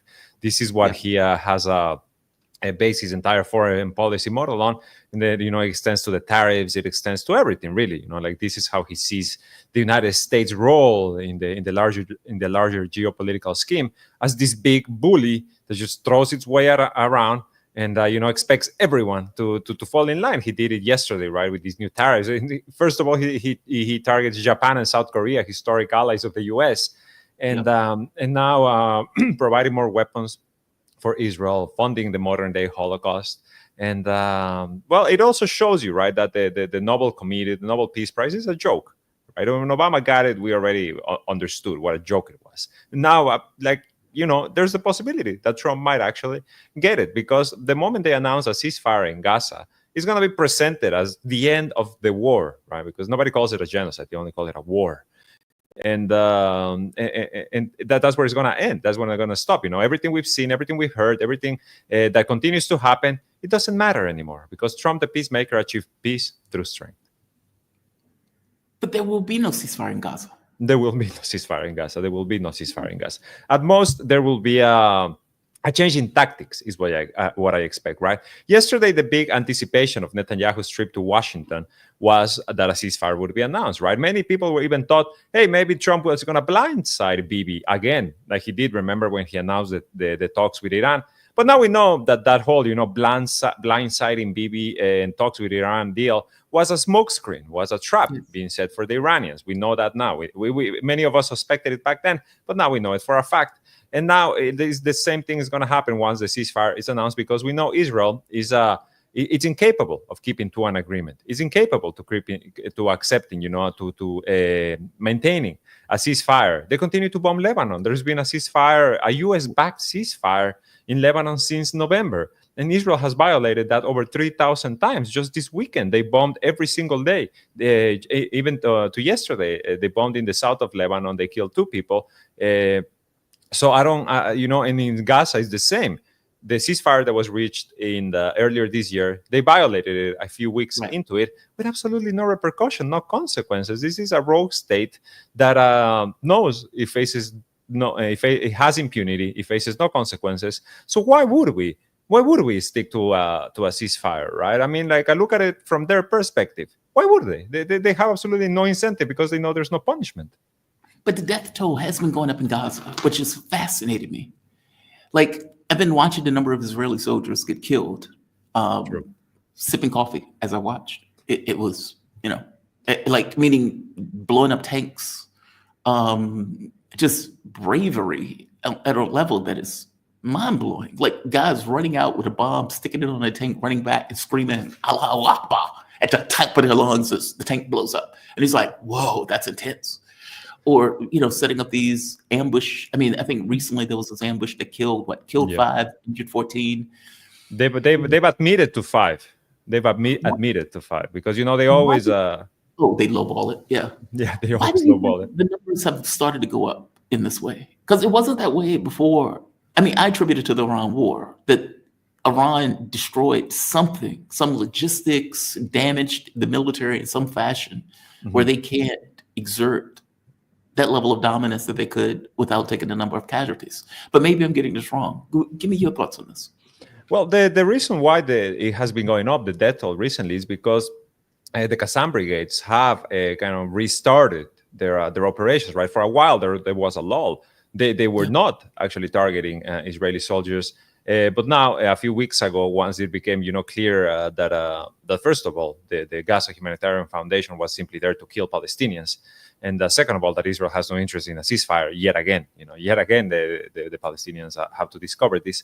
They restart their operations, and now what happened last night was the most extensive operation, or I guess the most successful since the start of the genocide. Now look at that, 640 days into this Holocaust, the Hamas, who was supposed to be completely defeated and dismantled months ago, right? Israel was already announcing that Hamas was essentially dead in the water. They still managed to pull off these ambushes in the north of Gaza, right? In the north of Gaza, which has seen the worst of this genocide, of this ethnic cleansing campaign, and yet they managed to kill at least 5 Israeli soldiers and injure many more. It was very interesting because they were talking about multiple ambushes, right? They set up one bomb, and then they ambushed the rescue crews. And then they at the end, after 2 more ambushes, they just start opening fire on whoever was left there. So it shows a level of strategic cohesion. Yeah, like in what the Palestinians are still able to do 640 days into this genocide. And also the Israeli losses keep mounting, as you said, right? It's not just the losses inside of the strip, it's also outside, right? We have had suicides, we have had reservists who are simply not willing to go back because there's no goal. All of the Israeli soldiers that come out, or at least the ones that are brave enough to talk to the press, they say our orders are to kill civilians. That's what the orders are. These are not like isolated incidents, a few bad apples. No, that's the order from the commanders. And when we question the commanders as to why are we shooting a teenager, why are we shooting children, the commanders snap at us and they say, just follow your orders. Because that's the goal. Exactly. Like, I don't know why people are shocked by this. Like, are you mystified why people are bewildered by this? And I'm even mystified why Israeli soldiers are bewildered by this. They want to destroy, they want to destroy every building, every hospital, anything that would allow people to live in that area. They need it to be gone because they want those people to be gone, which means they need to kill as many people as possible. They need to make it inhospitable. So when they go out and say kill civilians, they mean kill civilians. That is your military objective. It's not like a normal military campaign where it's, okay, go out and take this hill. No, go out and kill and make those people want to leave or at the very least die so they won't exist in this area. We need to take all of the land and all of the territory. So I don't know why the soldiers are confused by that. I mean, first of all, the Israeli army's doctrine, their military doctrine, is disproportionality. It's never about a tit for tat. It's always about we have to come in way harder than whatever was done to us or we perceived that was done to us, because how many of their wars have started just out of perception, not so much out of an actual provocation. But so that's the command. That has been the case for decades at this point, right? We're in 2025. We're talking about since the 80s, since the 70s, or even the 60s, that the Israeli army, even from the Nakba, from the very moment when they stole Palestine from the Palestinians, they didn't come in and and demarcate lines and discuss things. They came in and started ethnically cleansing everyone, all the Arab population, and they have continued to do so, just with different methods. So you look at what was revealed recently, right? You must have seen this stuff about the Tony Blair Institute and about the Boston Consulting Group, that they were working on models to facilitate the relocation of Palestinians from Gaza, aka the ethnic cleansing of Gaza. And to rebuild the strip, right? And this is what Netanyahu and Trump discussed yesterday, right? Trump was talking about, what did he call him? He called him Netanyahu, like the best man alive, or something like that. He said he said something like that. It's something like that. I mean, I'm paraphrasing here, but he used the clip of them talking about that, and maybe he says it on here. He says, and so they talk of. Let's see. If people want to stay, they can stay. But if they want to leave, they should be able to leave. It shouldn't be a prison. It should be an open place and give people a free choice. We're working with the United States very closely about finding countries that will seek to realize what they always say, that they want to give the Palestinians. That degenerate asshole, the notion that he's saying, well, if they want to leave, they can leave. You are murdering people in mass. And it's like, but they can stay if they want to. Exactly. They can stay if they want to, right? I mean, they're pretty clear. You know, they have this way of making it sound like it's an option, first of all, right? Yeah. Like, I guess if you leave, if you want to leave, you can leave. But if you can stay, you can also stay. I mean, what they're saying is you either leave or you're going to continue to get bombed. Because if you stay, we're going to continue to bomb you. I mean, look at what the Gaza Humanitarian Foundation has been working on. These transitional humanitarian zones or something that they called it, it came out yesterday. And the defense minister, ordered that the army start kind of developing this plan in a more, on the ground manner. These are concentration camps, right? They just become euphemisms, like a transitional humanitarian zones. What it means is, pushing Palestinians into smaller areas. In the last few hours, the Euro-Mediterranean Human Rights Monitor just came out to say that currently Palestinians in Gaza have a smaller living space than detainees in Guantanamo. That's how bad the situation has become for them, because the 2 million Palestinians have been pushed into an area that is about 15,000 square kilometers, or I think it's 15% of the strip is where they're currently able to inhabit. So, once you actually do the math, it becomes less than what people in Guantanamo, the detainees in Guantanamo, have as a living space. And now in Gaza, you're not talking about a cell. You're not talking about a prison cell. You're talking about a tent, or just, a little piece of land that is covered in sewage because everything has been destroyed. And that's where the Palestinians are being pushed. So, of course, Netanyahu comes in and Trump comes in and they pretend like, oh, my God, who would want to live in these conditions? But they don't talk about who created these conditions. Why are Palestinians living in this situation? It simply appears to be a fact of life that they are in this, horrible situation, and they must want to leave, right? And now these concentration camps, they're talking about some of them being in Gaza, but others, of course, being in the Sinai Desert or in Cyprus, or, they in this same meeting, they talk about, we're still finding countries to take in the Palestinians. Did anybody ask the Palestinians if they want to leave? Did anybody ask if they want to leave and never return? Because they're never going to be allowed to return. In one of these models that the Tony Blair Institute was working on, they have this little map of Gaza, of a rebuilt Gaza. And they have, the Mohammed bin Salman Highway and the Elon Musk manufacturing plant and the Donald Trump something or other. No, it's there. I go to your readers, go to the Financial Times where they talk about the Tony Blair Institute. They have this little map of Gaza with all of these names of what would be, this future city built inspired by Dubai. The Palestinians are not going to live there. If this future city, the Riviera of the Middle East, ever comes to pass, you can bet your ass the Palestinians are not going to be a part of it. They're not going to be. This is about expelling them. In the first days after the genocide, in the first days after October 7, 2023, an Israeli magazine leaked an intelligence report that was already talking about plans of how to displace the 2.3 million Palestinians from Gaza. So everything we've seen over the past nearly 2 years at this point has been the implementation of that plan. But of course, using euphemisms and using, the cover of the Western media that has just been, complicit in genocide, the BBC, CNN, anybody, you name it, from Western media, they have been complicit in what's happening. But as we said, Israel works in complete impunity. Well, they didn't work in impunity when they ran up on a hard one with Iran. And what's wild about that is it's as if they believe that shooting kids in the back is the same thing as fighting a proper war.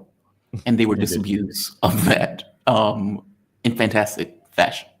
Yeah. I'm curious on, two things. One, do you think they're going to be able to remove, and it's not even 2 million people now, it's 1.8, maybe even less, based on, the Harvard study that took place, where 400,000 people were just vanished under rubble, under mud, dead, buried, etc., where they went from 2.2 million to like 1.8, 1.7.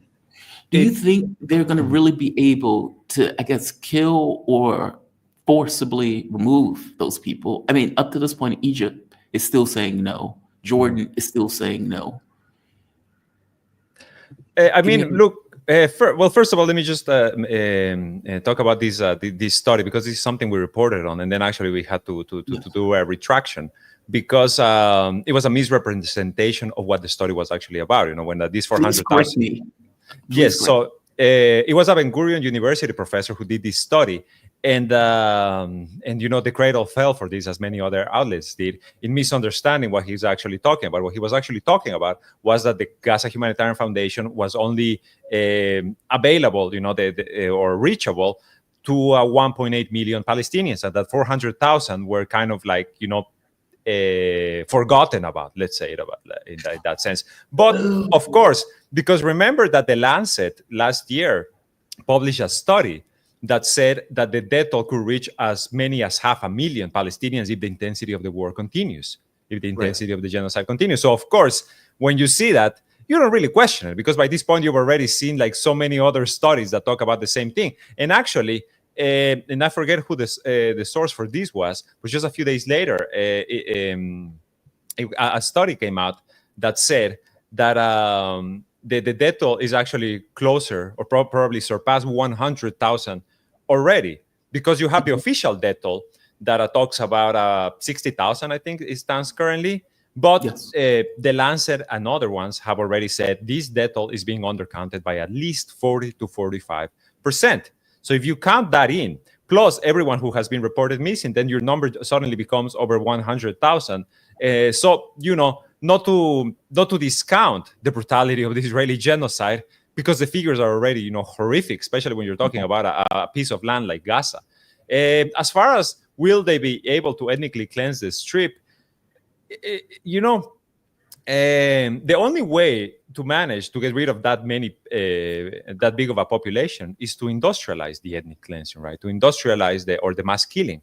And that is something that Israel has not done yet, right? Because their mass killing, they haven't really, you know, built gas chambers, let's say, you know, to start just marching Palestinians in. But they have just been dropping more than, you know, the equivalent of more than 6 bombs, like the ones that were dropped in Hiroshima. The equivalent of more than 6 nuclear bombs. So that's why I don't think the genocide is going to end anytime soon. Or if a ceasefire is announced, then the methods are simply going to change. And you're going to have the Israeli army at some point have to come back in and have to start somehow pushing these Palestinians, who I'm sure some will want to leave, you know, Jamal. I mean, no matter what your connection to the land is, after being through the hell that they have been put through, I'm sure many families will want to simply say, I want to leave, I don't care, I just don't want to have to deal with more bombs over my head. But a possibly much bigger proportion of Palestinians are going to say, no, we're not going to leave, because this is our land. Look at what happened when the ceasefire was announced in March, right? When this, I think it was 2 weeks that lasted the ceasefire. The first things that Palestinians did was start marching back to their homes in the north of Gaza, you know, trying to cross the Netzarim corridor, which is this land corridor that Israel built to split the Strip in two, and where the Israeli forces had, for I think up to a year now, had established a killing zone, right? An imaginary line through which Palestinians couldn't cross. They would call it the line of corpses, you know, where if they saw any movement, they would just shoot them, and all of a sudden you would just have this line of corpses at a certain distance from the Netzarim corridor. Nevertheless, regardless of that, Palestinians start marching back north. It's the same thing that happened in Lebanon when through the many wars that Lebanon has gone through. The moment a ceasefire comes into place, no matter whether they know that the violation is going to come down the line, they start marching back to their homes, because this is their homes, these are their lands. I am curious on something else. Did you see the interview between Tucker Carlson and Pezeshkian? I got some of it, yes. Okay, give me your overall take before I say anything about it. Give me your overall take on Pezeshkian in that interview. Pezeshkian seems to, I don't know. You know, to me, it's one of two things. Either he hasn't learned his lesson, or he's trying to portray a certain image to kind of dissuade the West from thinking that Iran is, you know, either moving towards a bomb or simply a threat, let's call it that. But I think it's really, you know, like the fact that he goes out and says, you know, he says this line that I just found to be so ridiculous, which was that I think President Donald Trump can lead the region to peace and security, but it's just like he has such bad influence over his shoulder. And that is, come on, man. Like, they lured you into negotiations that were put in place just to make you think Israel wouldn't attack you and that the U.S. wouldn't attack you. Remember that the attack on Iran, the U.S. attack on Iran, it was not developed by the Trump White House. The U.S. attack on Iran, as it was conducted, was developed by the Biden White House 8 months before.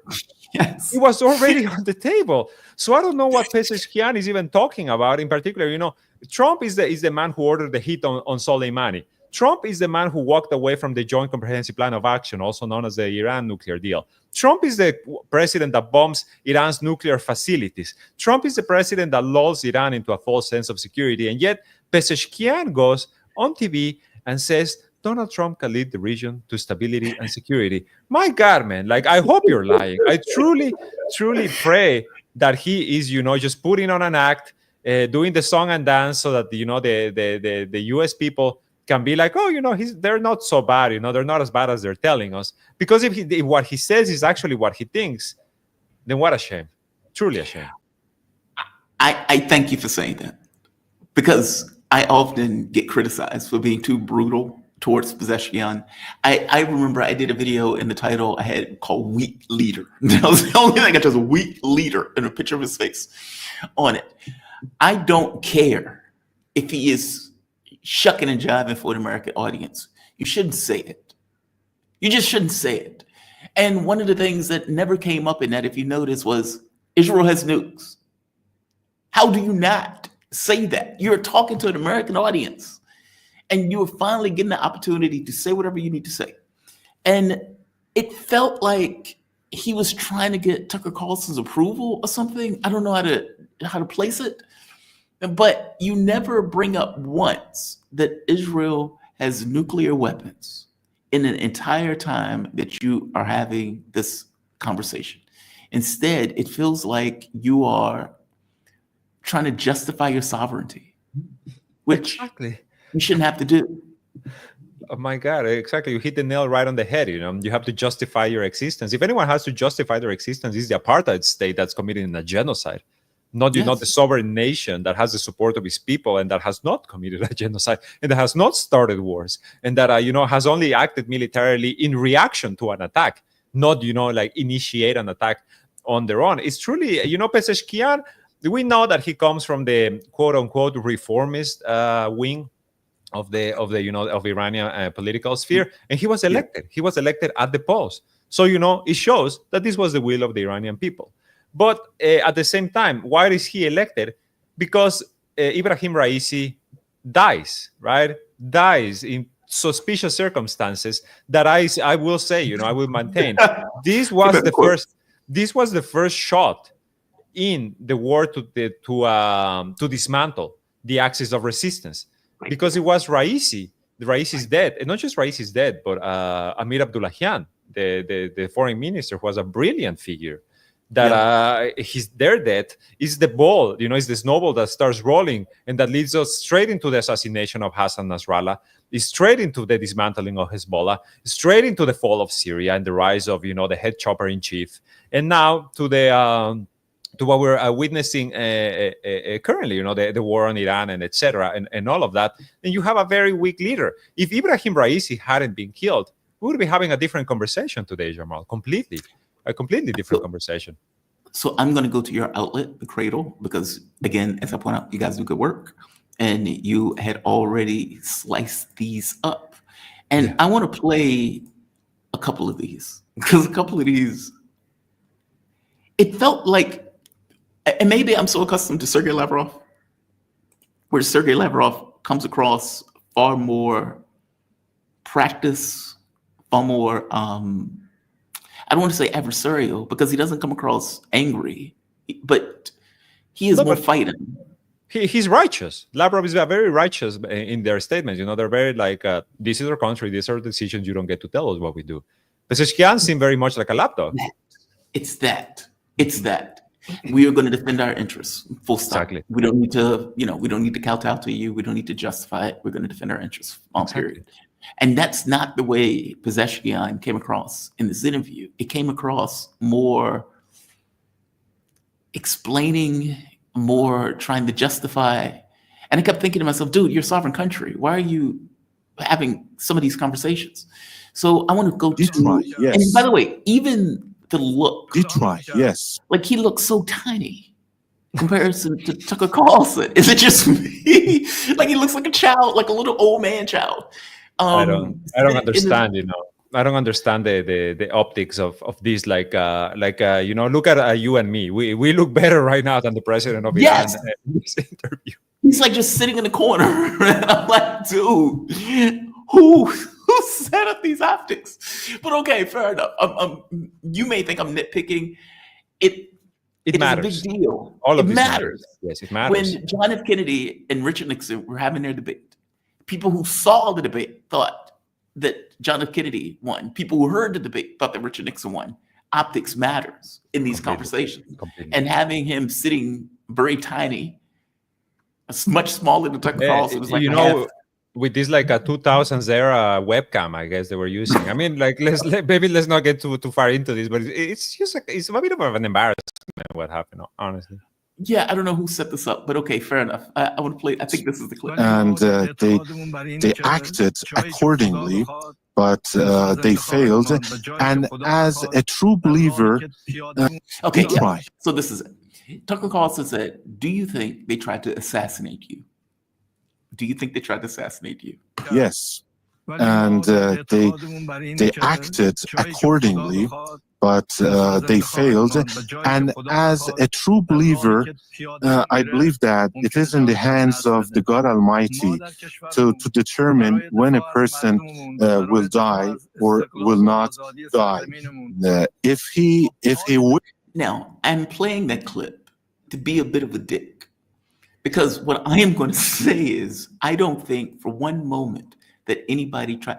If anybody was safe in Iran, Pezeshkian was the safest man in Iran that day, that week, that attack, those 12 days. He was the safest man on the planet. If you wanted to make sure the Ayatollah was safe, put him beside Pezeshkian, because I don't believe for a moment that Israel was trying to take him out. I just don't buy it. I mean, I could be wrong. I could be wrong. But you have people who openly believe that Pezeshkian is a plant. And as you point out, the first strike against Iran was assassination of Raisi, allowing him to come into power. And some people ask us like, okay, well, is that guy a plant?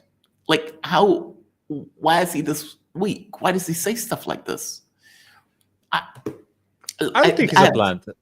I honestly don't think. No, I don't think he's a plant. I just think he represents exactly the side of the political spectrum that is the reformist side, which is we need to make friends with the West, no matter what they do to us, no matter how much they violate our sovereignty and spark wars against us, and how many genocides they commit.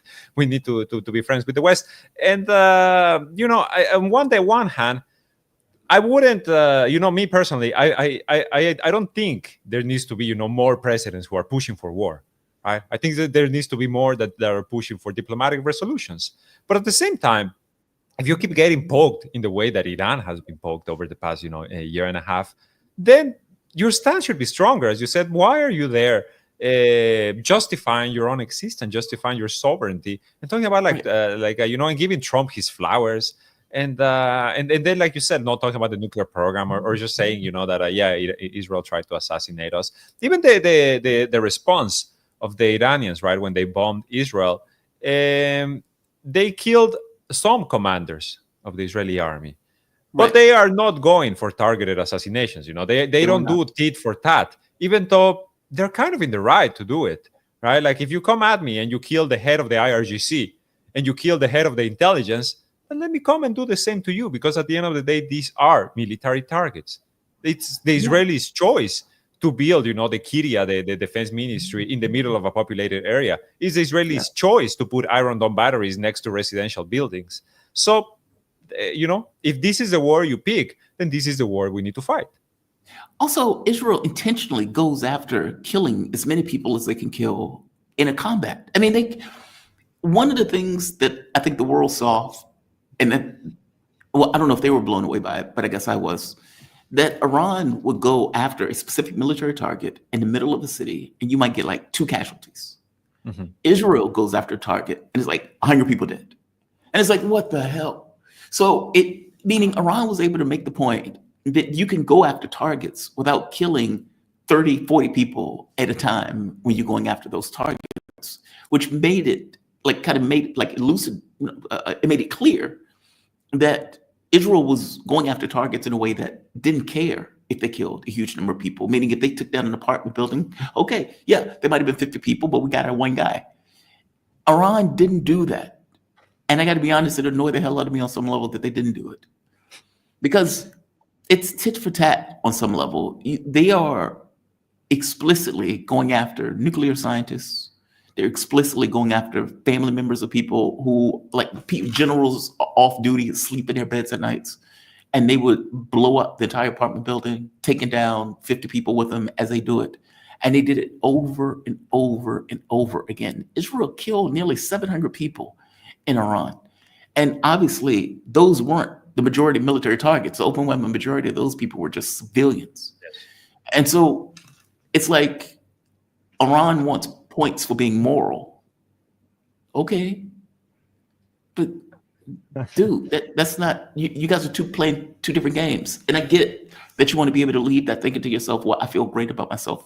And it's like, from my point of view, you lost 700 people. Okay, yeah.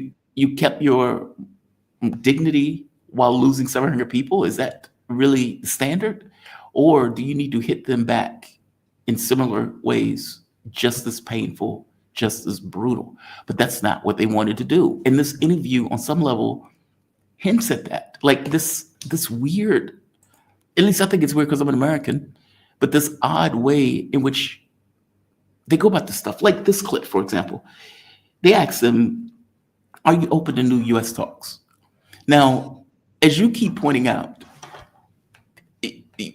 you were in talks with the U.S. You were promised that Israel wouldn't attack. Mm-hmm. You were sucker punched with the explicit objective of overthrowing your government. Uh-huh. The United States knew that they were trying to overthrow your government. And as Pezeshkian, you could go back and say, well, look at the context of history where you're looking at Iraq, Afghanistan, Libya, etc.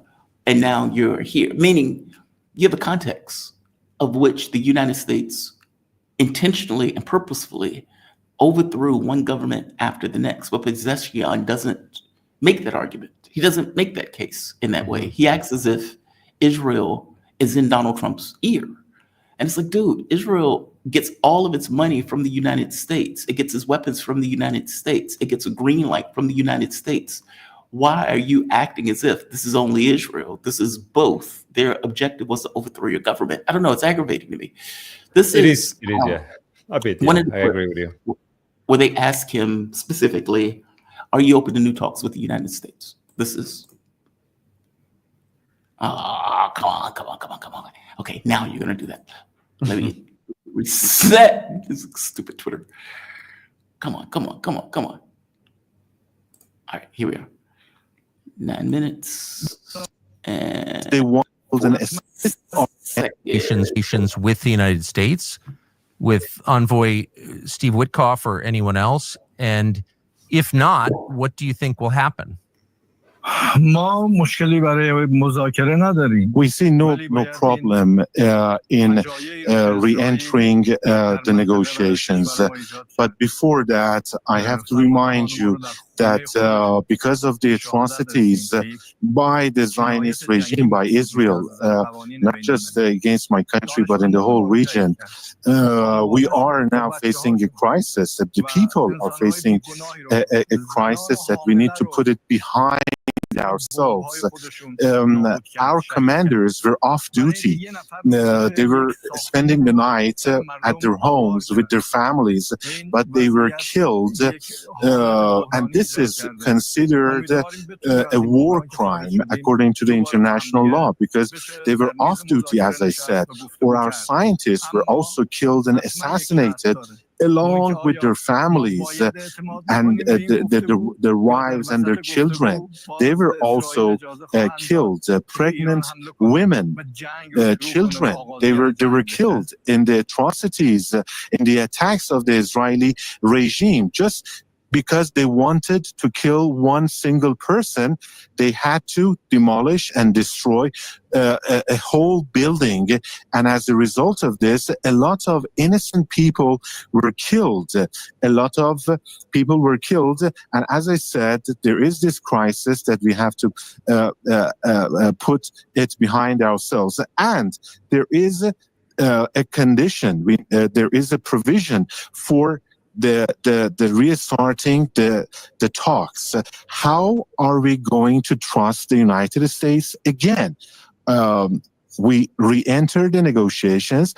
Then how can we know for sure that in the middle of the talks, the Israeli regime will not be given the permission again to attack us?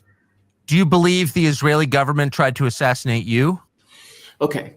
Now, if what he is saying is true, which it is, that effectively the green light was given to attack us during the time we were in negotiations, then why is he also saying that there is no issue with us resuming talks, that we just have to put this behind us? And it's like, dude, you have just said that they have slaughtered pregnant women. How do you put that behind you in order to have talks going forward? Like that's what I mean, right? It's like nobody in their right mind will go back to negotiations and talks with the United States after killing 700 people as a direct result of what the United States did. And yet Pezeshkian seemed to say, in one sense, well, yes, we're okay with talks. However, we have a lot to put behind us. It's like, okay, then you're not okay with talks. Why can't you just say, dude, you attacked us. We were in the middle of talks already. That what would we trust? I mean, he does say that, and then he maintains it on the table. It's like speaking out of both sides of his mouth, kind of. Yes. I feel like Tucker Carlson. It would have been much more interesting if he had interviewed, the Ali Khamenei. I think we would have gotten much better answers than Pezeshkian. Let's remember also that at the end of the day, the military command, it's under Khamenei, not under Pezeshkian, right? And I feel like this desire to return to talks and to kind of lay down for the U.S. First of all, let's remember that Donald Trump does not respect weakness. Any sign of he's like blood in the water for him. And Pezeshkian in this interview looks very weak. From the optics to his answers, this is a man that is, you can put. He looks like a complete pushover. Truly, that's how Trump's going to perceive him. But on the other hand, I think maybe what is, and I'm just going to play devil's advocate here at this point. We have to remember the sanctions as well, right? Like Iran, their whole the talks for them is not so much about the nuclear, development. It's more about sanctions relief. This is what the Iranians want. This is why Pezeshkian gets elected, right? Because Iran is suffering under sanctions. They have been suffering for so long. Like Trump, when he talks about maximum pressure sanctions, it's he means it, right? I saw a report recently that says that I think about 80% of the Iranian population is food insecure. Regardless of what they tell you, because at the end of the day, Iran is a country of 92 million people, right? I know, but Trump just added new sanctions.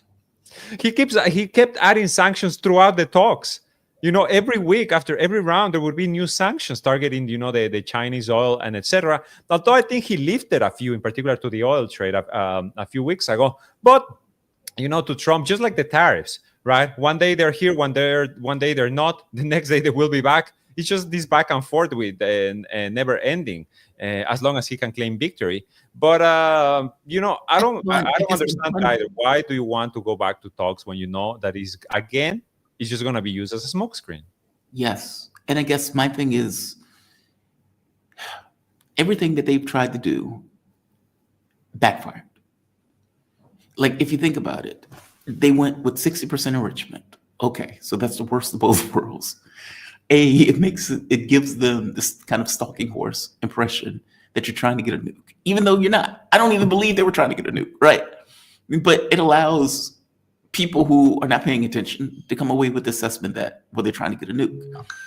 In the other capacity, or in the other sense, you get the other thing of like, okay, so they can cast you as trying to get a nuke, even though you're not trying to get a nuke. Meaning, it's one thing if you say, okay, we're going to get our nuke. It's another thing if you say, well, we're not going to get our nuke. But you at the middle of it, that allowed them to kind of frame you as trying to get a nuke. Now, from my point of view, you should have already got a nuke. Yeah. And you still got hit with sanctions. And you still got attacked. So everything that you have done in order to avoid a war has led you to ending up in a war. And everything that you did to try to get rid of sanctions have landed more sanctions. That's what I'm saying. Like this, I understand that the objective was to try to get rid of the sanctions, but it's as if they didn't understand that it wasn't about nuclear weapons. It was about overthrowing their government. Yes. Assassinating. I mean, they their wrote leaders. it down in papers, like there are pamphlets about how to overthrow the Iranian government, which is what confused me about the way Iran was effectively functioning.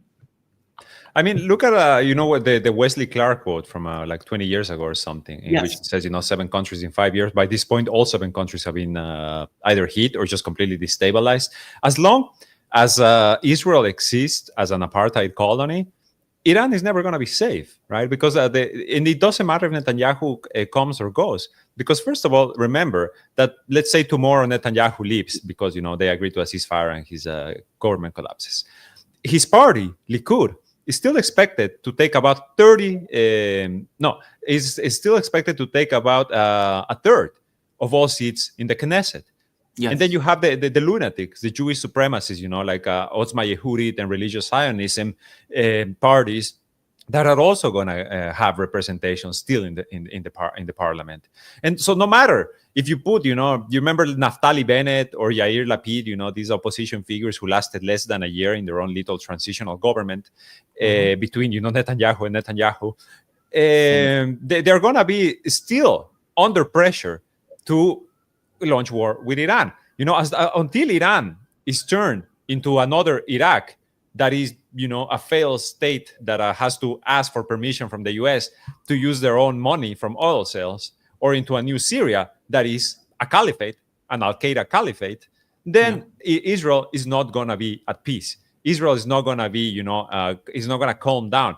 And the Zionist lobby and your medium adult sons and your, AIPACs and etc. are going to continue to make sure that the U.S. Funnels all of the weapons that Israel needs for this war to, destroy the Islamic Republic of Iran. And, I'm talking to you, from my own perspective. So I imagine that Iranian leaders and Iranian planners are more than aware of this and have their own design. And, the Iranians, they are very, they like to pride themselves in their strategic patience. Right, and they like to always say that we play chess, we play the long-term game. We have been here for thousands of years, etc., which is true. So I hope they have a plan in mind that is not just we fell for another trap again. Well, I've beat every Iranian chess player that has ever come up on chess.com. Famous, somebody's going to be like, you motherfucker. One last thing. Do you think that he could get elected today? Whom? Pezeshkian, given what they know now. I mean, when you have liberal women screaming that Iran needs a bomb, which is mind-blowing to me, right? Like a few years ago, she would have been protesting the government. And now she's in a position where she's screaming for a nuclear weapon. Do you think with, let's say, I'm going to say radicalization because I don't think it's radicalization. I think it's rational. But where the public's mindset is, do you think they would be looking for a reformer today? I don't think so. It's an interesting question, though. It's a very interesting question. I wish we had some sort of opinion polls. I don't know, how. I don't think Iran does that very much, like kind of like on a month-to-month basis. It would be very interesting to see where the public stands at this moment in the terms of like, who would you want to be leading your country? Are you satisfied with Masoud Pezeshkian's performance? Because it did wake something up in the Islamic Republic, as you said, right? All of a sudden, you have across the spectrum, people saying, well, first of all, we need to defend our country. And second of all, yeah, we should actually build a bomb because, look at North Korea. North Korea, of course, under sanctions, but they are not facing the threats that Iran faces. The same, for Russia and China, although obviously in a much different scale, right? Because they are differently in economic and military size. But it is a deterrent at the end of the day. It is a deterrent for these type of wars. So I don't know. I think maybe not. Maybe not. He wouldn't be elected because obviously, the whole outlook of the situation has changed dramatically. But on the other hand, I'm not sure who will be elected, right? I'm not sure who would be like the representative from the other side, because I will go back to this. When they killed Raisi and Abdullahian, they really hurt the Islamic Republic, in ways that we are still kind of unraveling. Because I don't know if there's, at this point, anyone who can fill those shoes. That is a good point. Esteban, man, thank you for this.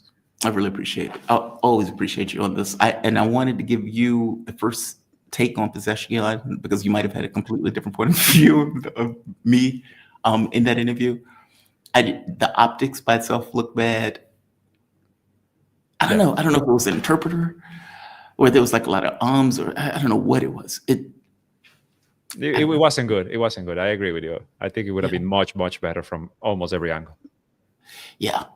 Esteban Carrillo. He is Ecuadorian journalist, currently writing for The Cradle, previously with Telesur English. Esteban also has a show, The Cradle. Where can people find you with the show? I don't know if I've given. We're on YouTube. We're on YouTube. We're on Rumble. We are. You can also go to our website, thecradle.co, and you'll find a link right there in the homepage. So yeah, it's called The Cradle News Roundup. So check us out on Mondays, Thursdays at 8 a.m. Eastern. Excellent.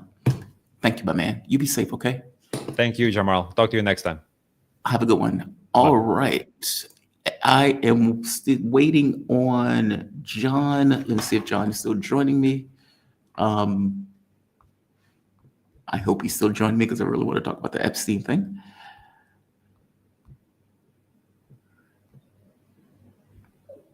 Yeah, I want to talk about the Epstein thing. Yeah, Esteban, look, as I pointed out, I didn't fancy the interview. I don't know if I wanted to be more spirited. I think what it is, or what it boiled down to, is when Tucker Carlson is asking him certain questions, that I wanted him to point out the hypocrisy of the question and the way the question is being asked more, if that makes sense. Like, ask me about refinement when Israel has nukes and we've just been attacked. It's like, okay, well, why shouldn't we be able to do refinement? We're a sovereign country. We can do whatever we want in this case. And I do understand that they may take a certain position of, okay, we need to cut this for the American audience that has a certain view of the world. But if that's true, then that interview is a reflection of what he thinks America is and how Americans think, which that's not the greatest reflection in the world. This is 105 when he's asked about enrichment. Let's go to this one first. We have a little bit of time while we wait on John.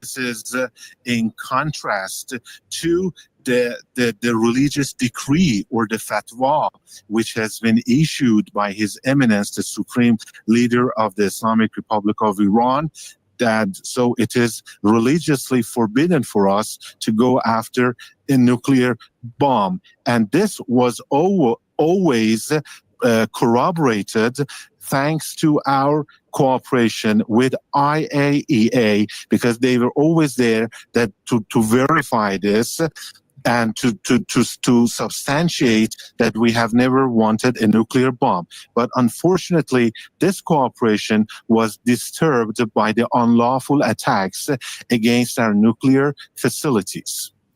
So you have, according to news reports, withdrawn your cooperation.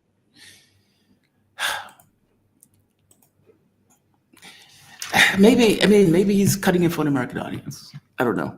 That's the best that I can come up with. And maybe he's not wrong to cut it for an American audience. I don't know. I just want to be stronger. And again, my comparison to this is somebody like Lavrov, maybe even Putin, when he's given an interview, he's given a speech. He seems to be more, what's the word I'm looking for? I don't know. It's not apologizing for sovereignty. It's kind of accepting it while also throwing out the hypocrisy of the other side in context of that sovereignty. I don't know. It's a bit different. That's all. I wanted Esteban to give me his take first because I've done interviews, or let's say I've done pieces where I have been somewhat scathing in regards to Pezeshkian, and I did not want that to be coming out of me first. I didn't want to influence my guests. I wanted my guest to give his own take on how he viewed the point of view. Good to know I wasn't alone in that assessment. So there is that. I mean, don't take my word for it. Check it out for yourself. Tucker, look, shout out to Tucker. I know some of you are saying Tucker's a CIA spook and all this other stuff. Maybe, maybe not. I'm skeptical of that. Tucker, for his part, has been doing interviews that nobody else would do. And for whatever ills I think I may have regarding Tucker, I give him credit on that front. Nobody else in the US was trying to interview Pezeshkian. And I don't mean interview in the sense where you are taking this kind of American point of view of being critical and skeptical the entire way through the interview, where you're just trying to get the guy on the got you. I mean, you allow the person to speak their piece, allow them to make their points. He did that with Putin. Putin, Jesus Christ, gave him a history lesson.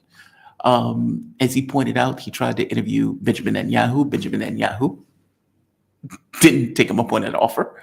I suspect for obvious reasons. Tucker has been pretty critical of the whole murdering kids thing. So there's that. But, you know, it's, put it this way, I appreciate having at least one, I don't know what to call Tucker, commentator, to be willing to do these interviews. I understand the argument that Tucker makes. It's like, look, we've just bombed that country, unprovoked bomb that country. The last thing, or the very least we should be able to do, is hear their side of the story and for them to give their take on it. Now, I don't believe that's his reason. I think his reason is fiscal and financial. Nobody else is doing this. This is the space. This is the lane to which I'm going to find myself. So this is the lane I'm going to get in. Whatever it is, I appreciate him doing it.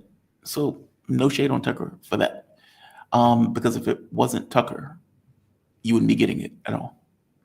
You wouldn't be getting it at all. So I will give Tucker credit for doing that interview. Good on him for doing it. Good on him for doing it. While we wait on John, I hope John is still coming. I saw a clip that John did, and to be honest, I asked John to come on the show before I even saw the clip. And the issue and the wild part, when I hit John up yesterday, one of the things he pointed out, he was like, he says, hey, he says, it's wild to me that they didn't bring up the Israel angle to this. Yes, that is wild. I mean, keep in mind, Ghislaine Maxwell, her dad, Jordan Maxwell, I believe his name is, worked for Mossad. And the belief is that this was something that they were keeping in the family, and that the money and the access that Epstein was getting was effectively used in order to allow Mossad to get more information, more data, not to mention more compromised materials on various people, let's say, in his orbit. Now, this, of course, allows for data, for blackmail, for all sorts of things. And there was always these questions around, where's he getting his money from? And to this day, I haven't necessarily heard a clear thing about where he was able to get his finances. There was also this thing, if you've noticed, the number of people in this association. I remember distinctly when he first got pitched, Nancy Pelosi's daughter came out.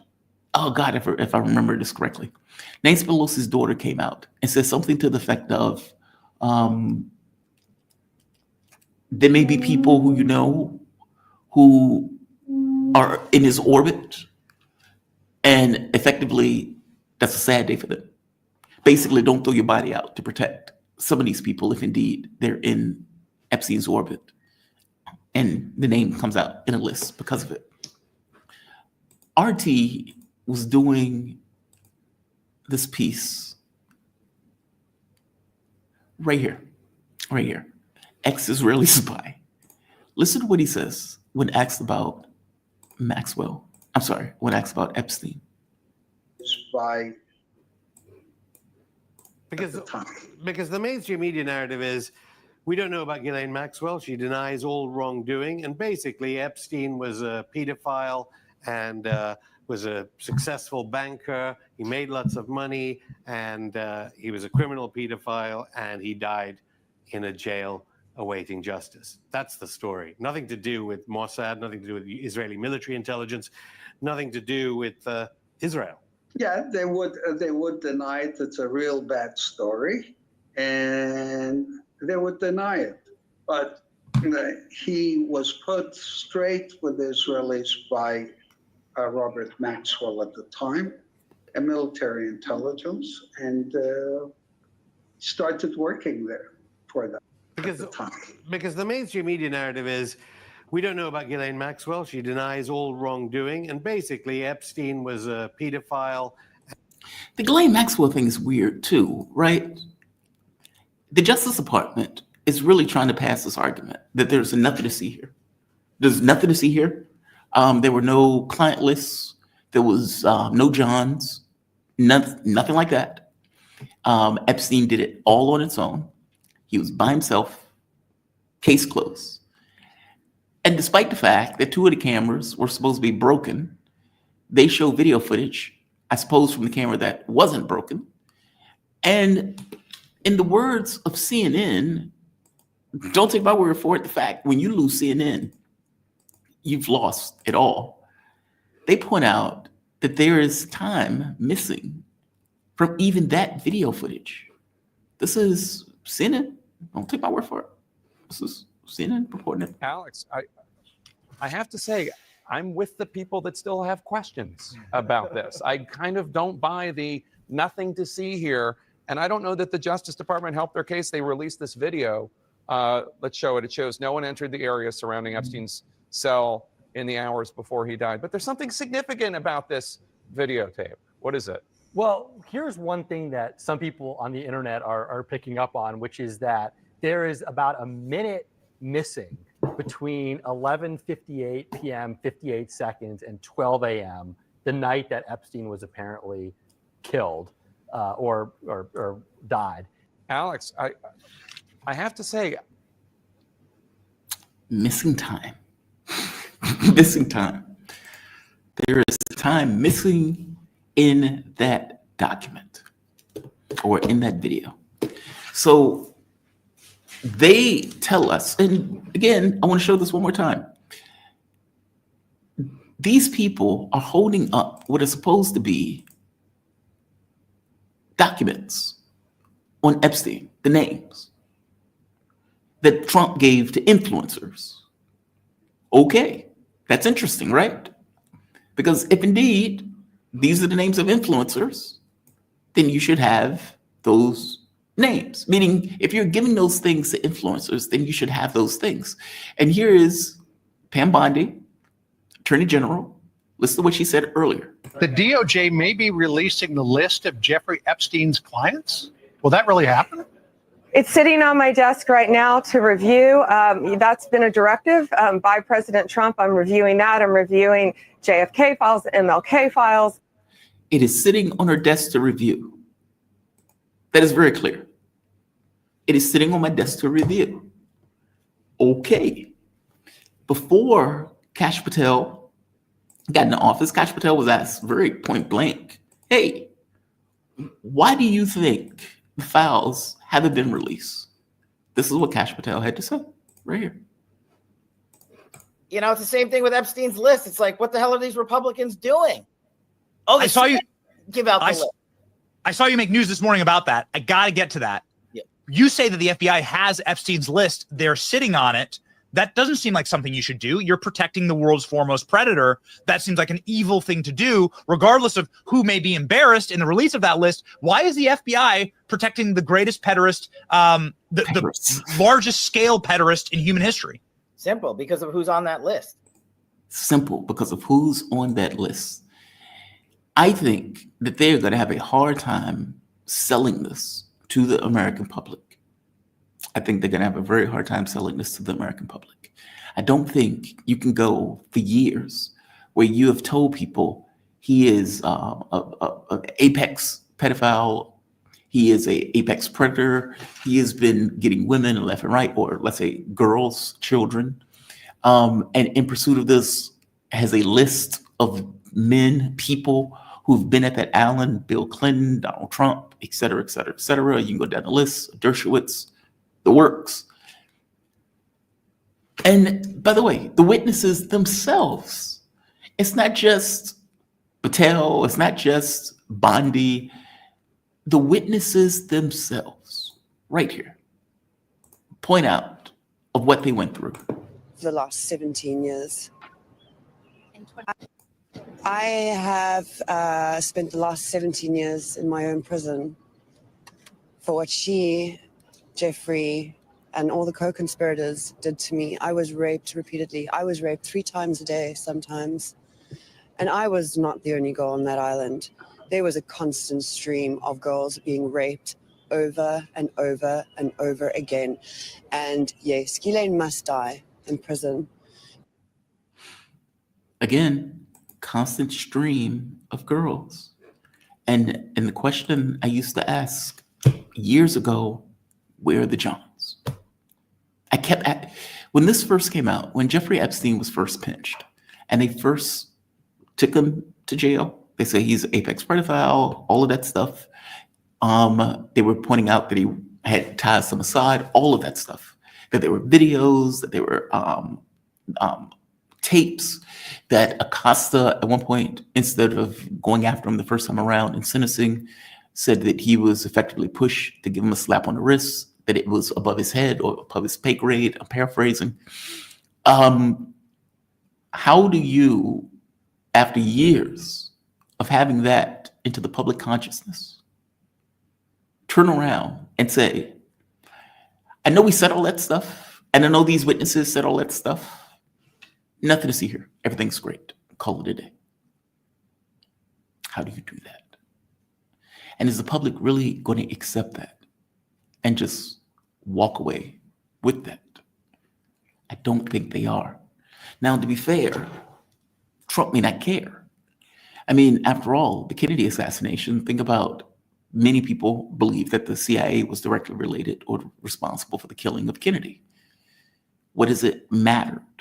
It became something that was in a public consciousness. The public may have even accepted that the CIA was involved in it, either did it or at the very least was involved in it.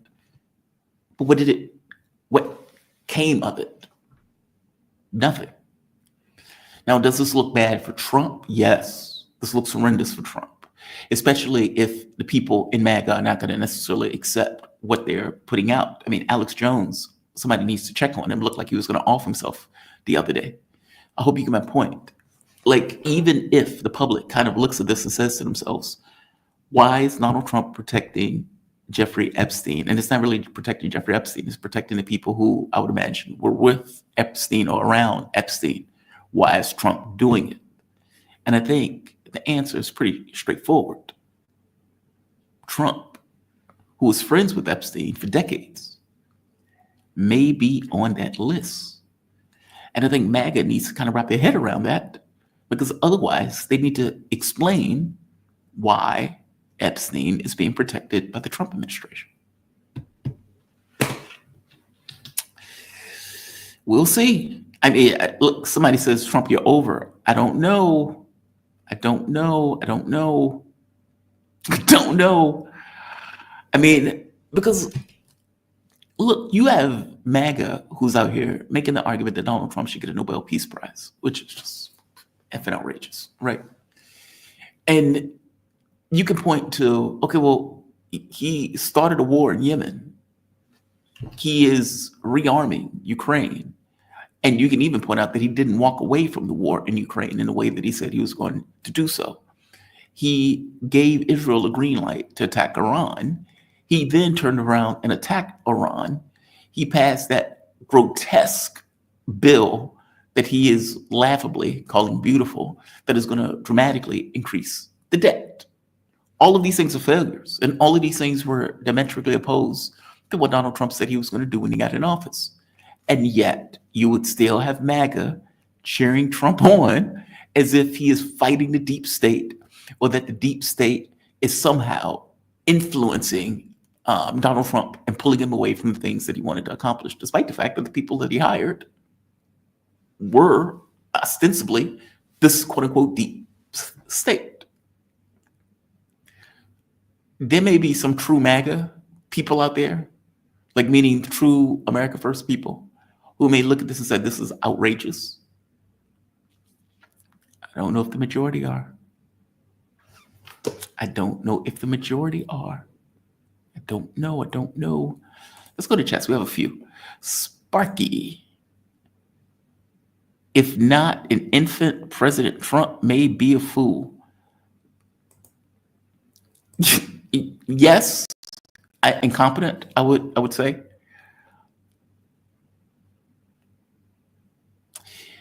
I mean, look, I guess the thing is, how many American presidents have been told something by either military or staff that's around them that they believed and went with?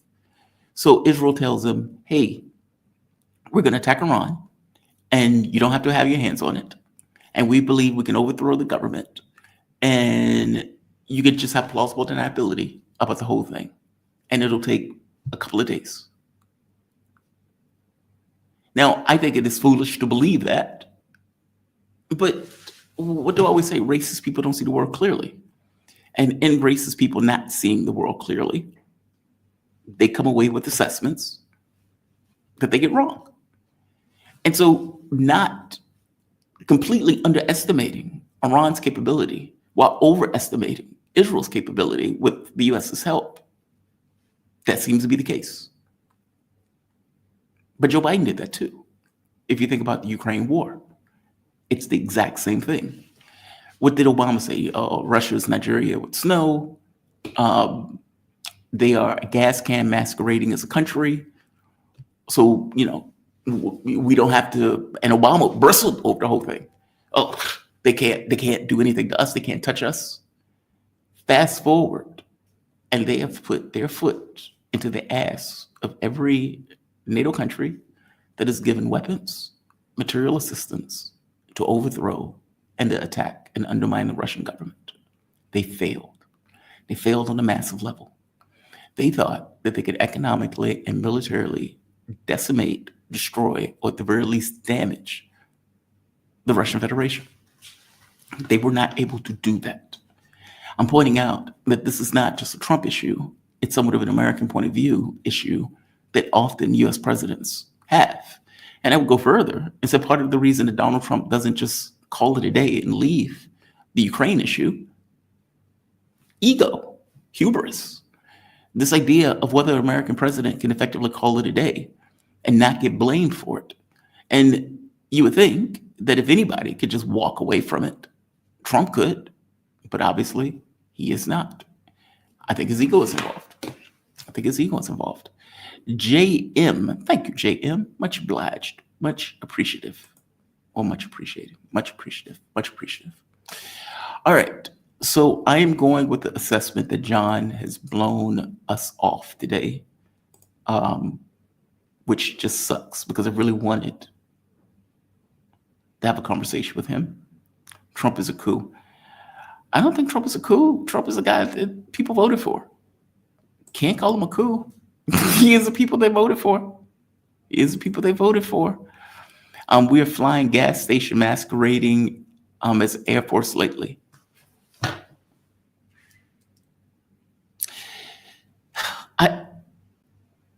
Yes and no. I mean, when we were bombing Yemen, I guess we were in Air Force. When we were supplying Israel with what it needed in order to fly the F-35s over that distance, then yes, we were a gas station. So I guess that's a yes and a no. Donnie must have flattered folks on the list whether he stayed on the thing forever or not. I don't know what that means. Ron Panhard. I love that name. The U.S. is an $8 trillion economy masquerading as a $28 trillion economy. Well, we just print money.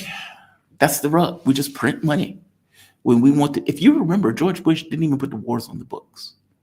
When Obama got in office, Obama had to put all of that money from the wars onto the debt. In which case, Republicans then turn around and says, "Oh my God, look at Obama! He exploded the debt." It was actually from George Bush's wars. Actually, from George Bush's wars. What is this? Read Whitney Webb's analysis on unlimited hangouts. Unlimited hangouts at .x. Whitney does extraordinarily good work. She does extraordinarily good work.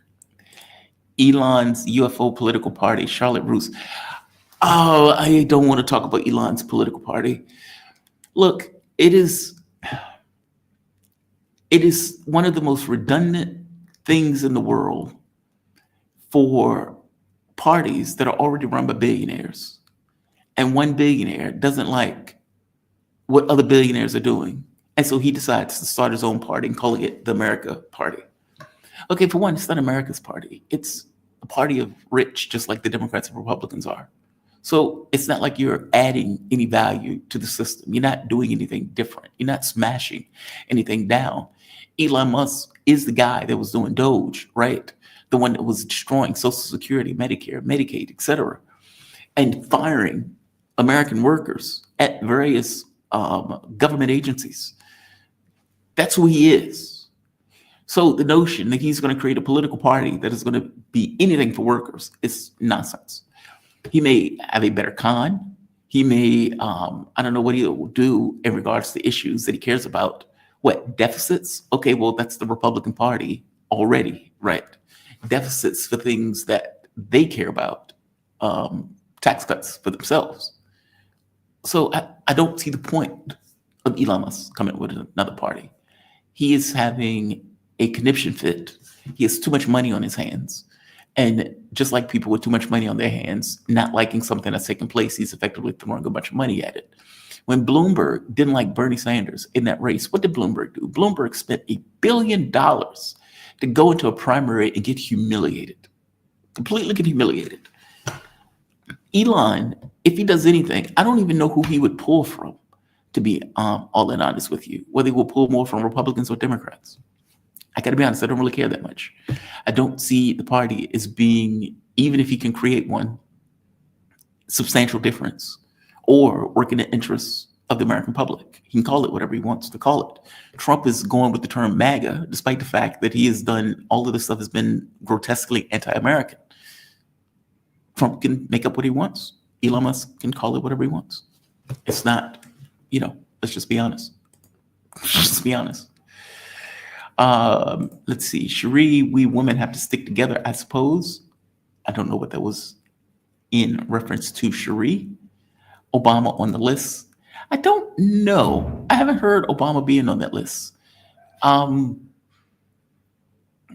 were several political figures, Democrats and Republicans, that seemed to have a relationship with Epstein.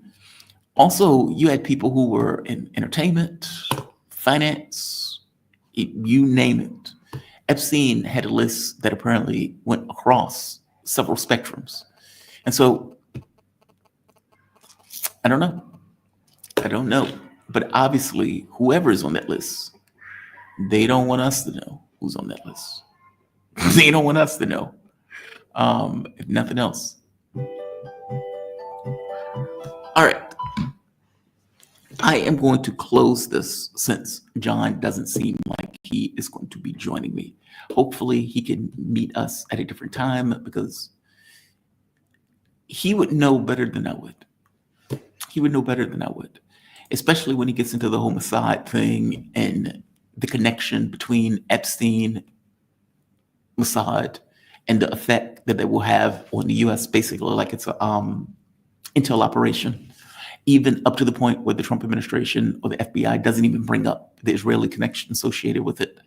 And it may just be the Israeli connection that they're trying to hide in and of itself, right?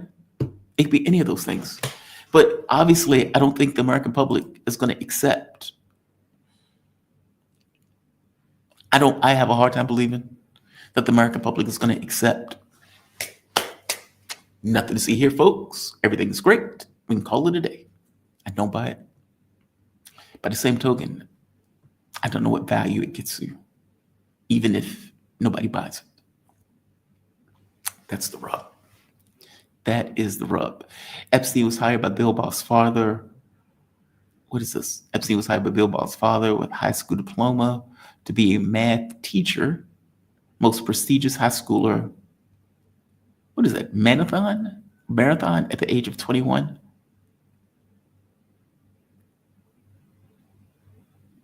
I don't get that. At the diploma to be a math teacher at the most prestigious high school. Oh, I see. In Marathon at the age of 21. Make poverty great again, MAGA. I think you're getting your words a little screwy. David Hutchinson, deep state is fickle. If Donald Trump forces his foot in door, more than half of the deep state will switch stance and support the dude. I mean,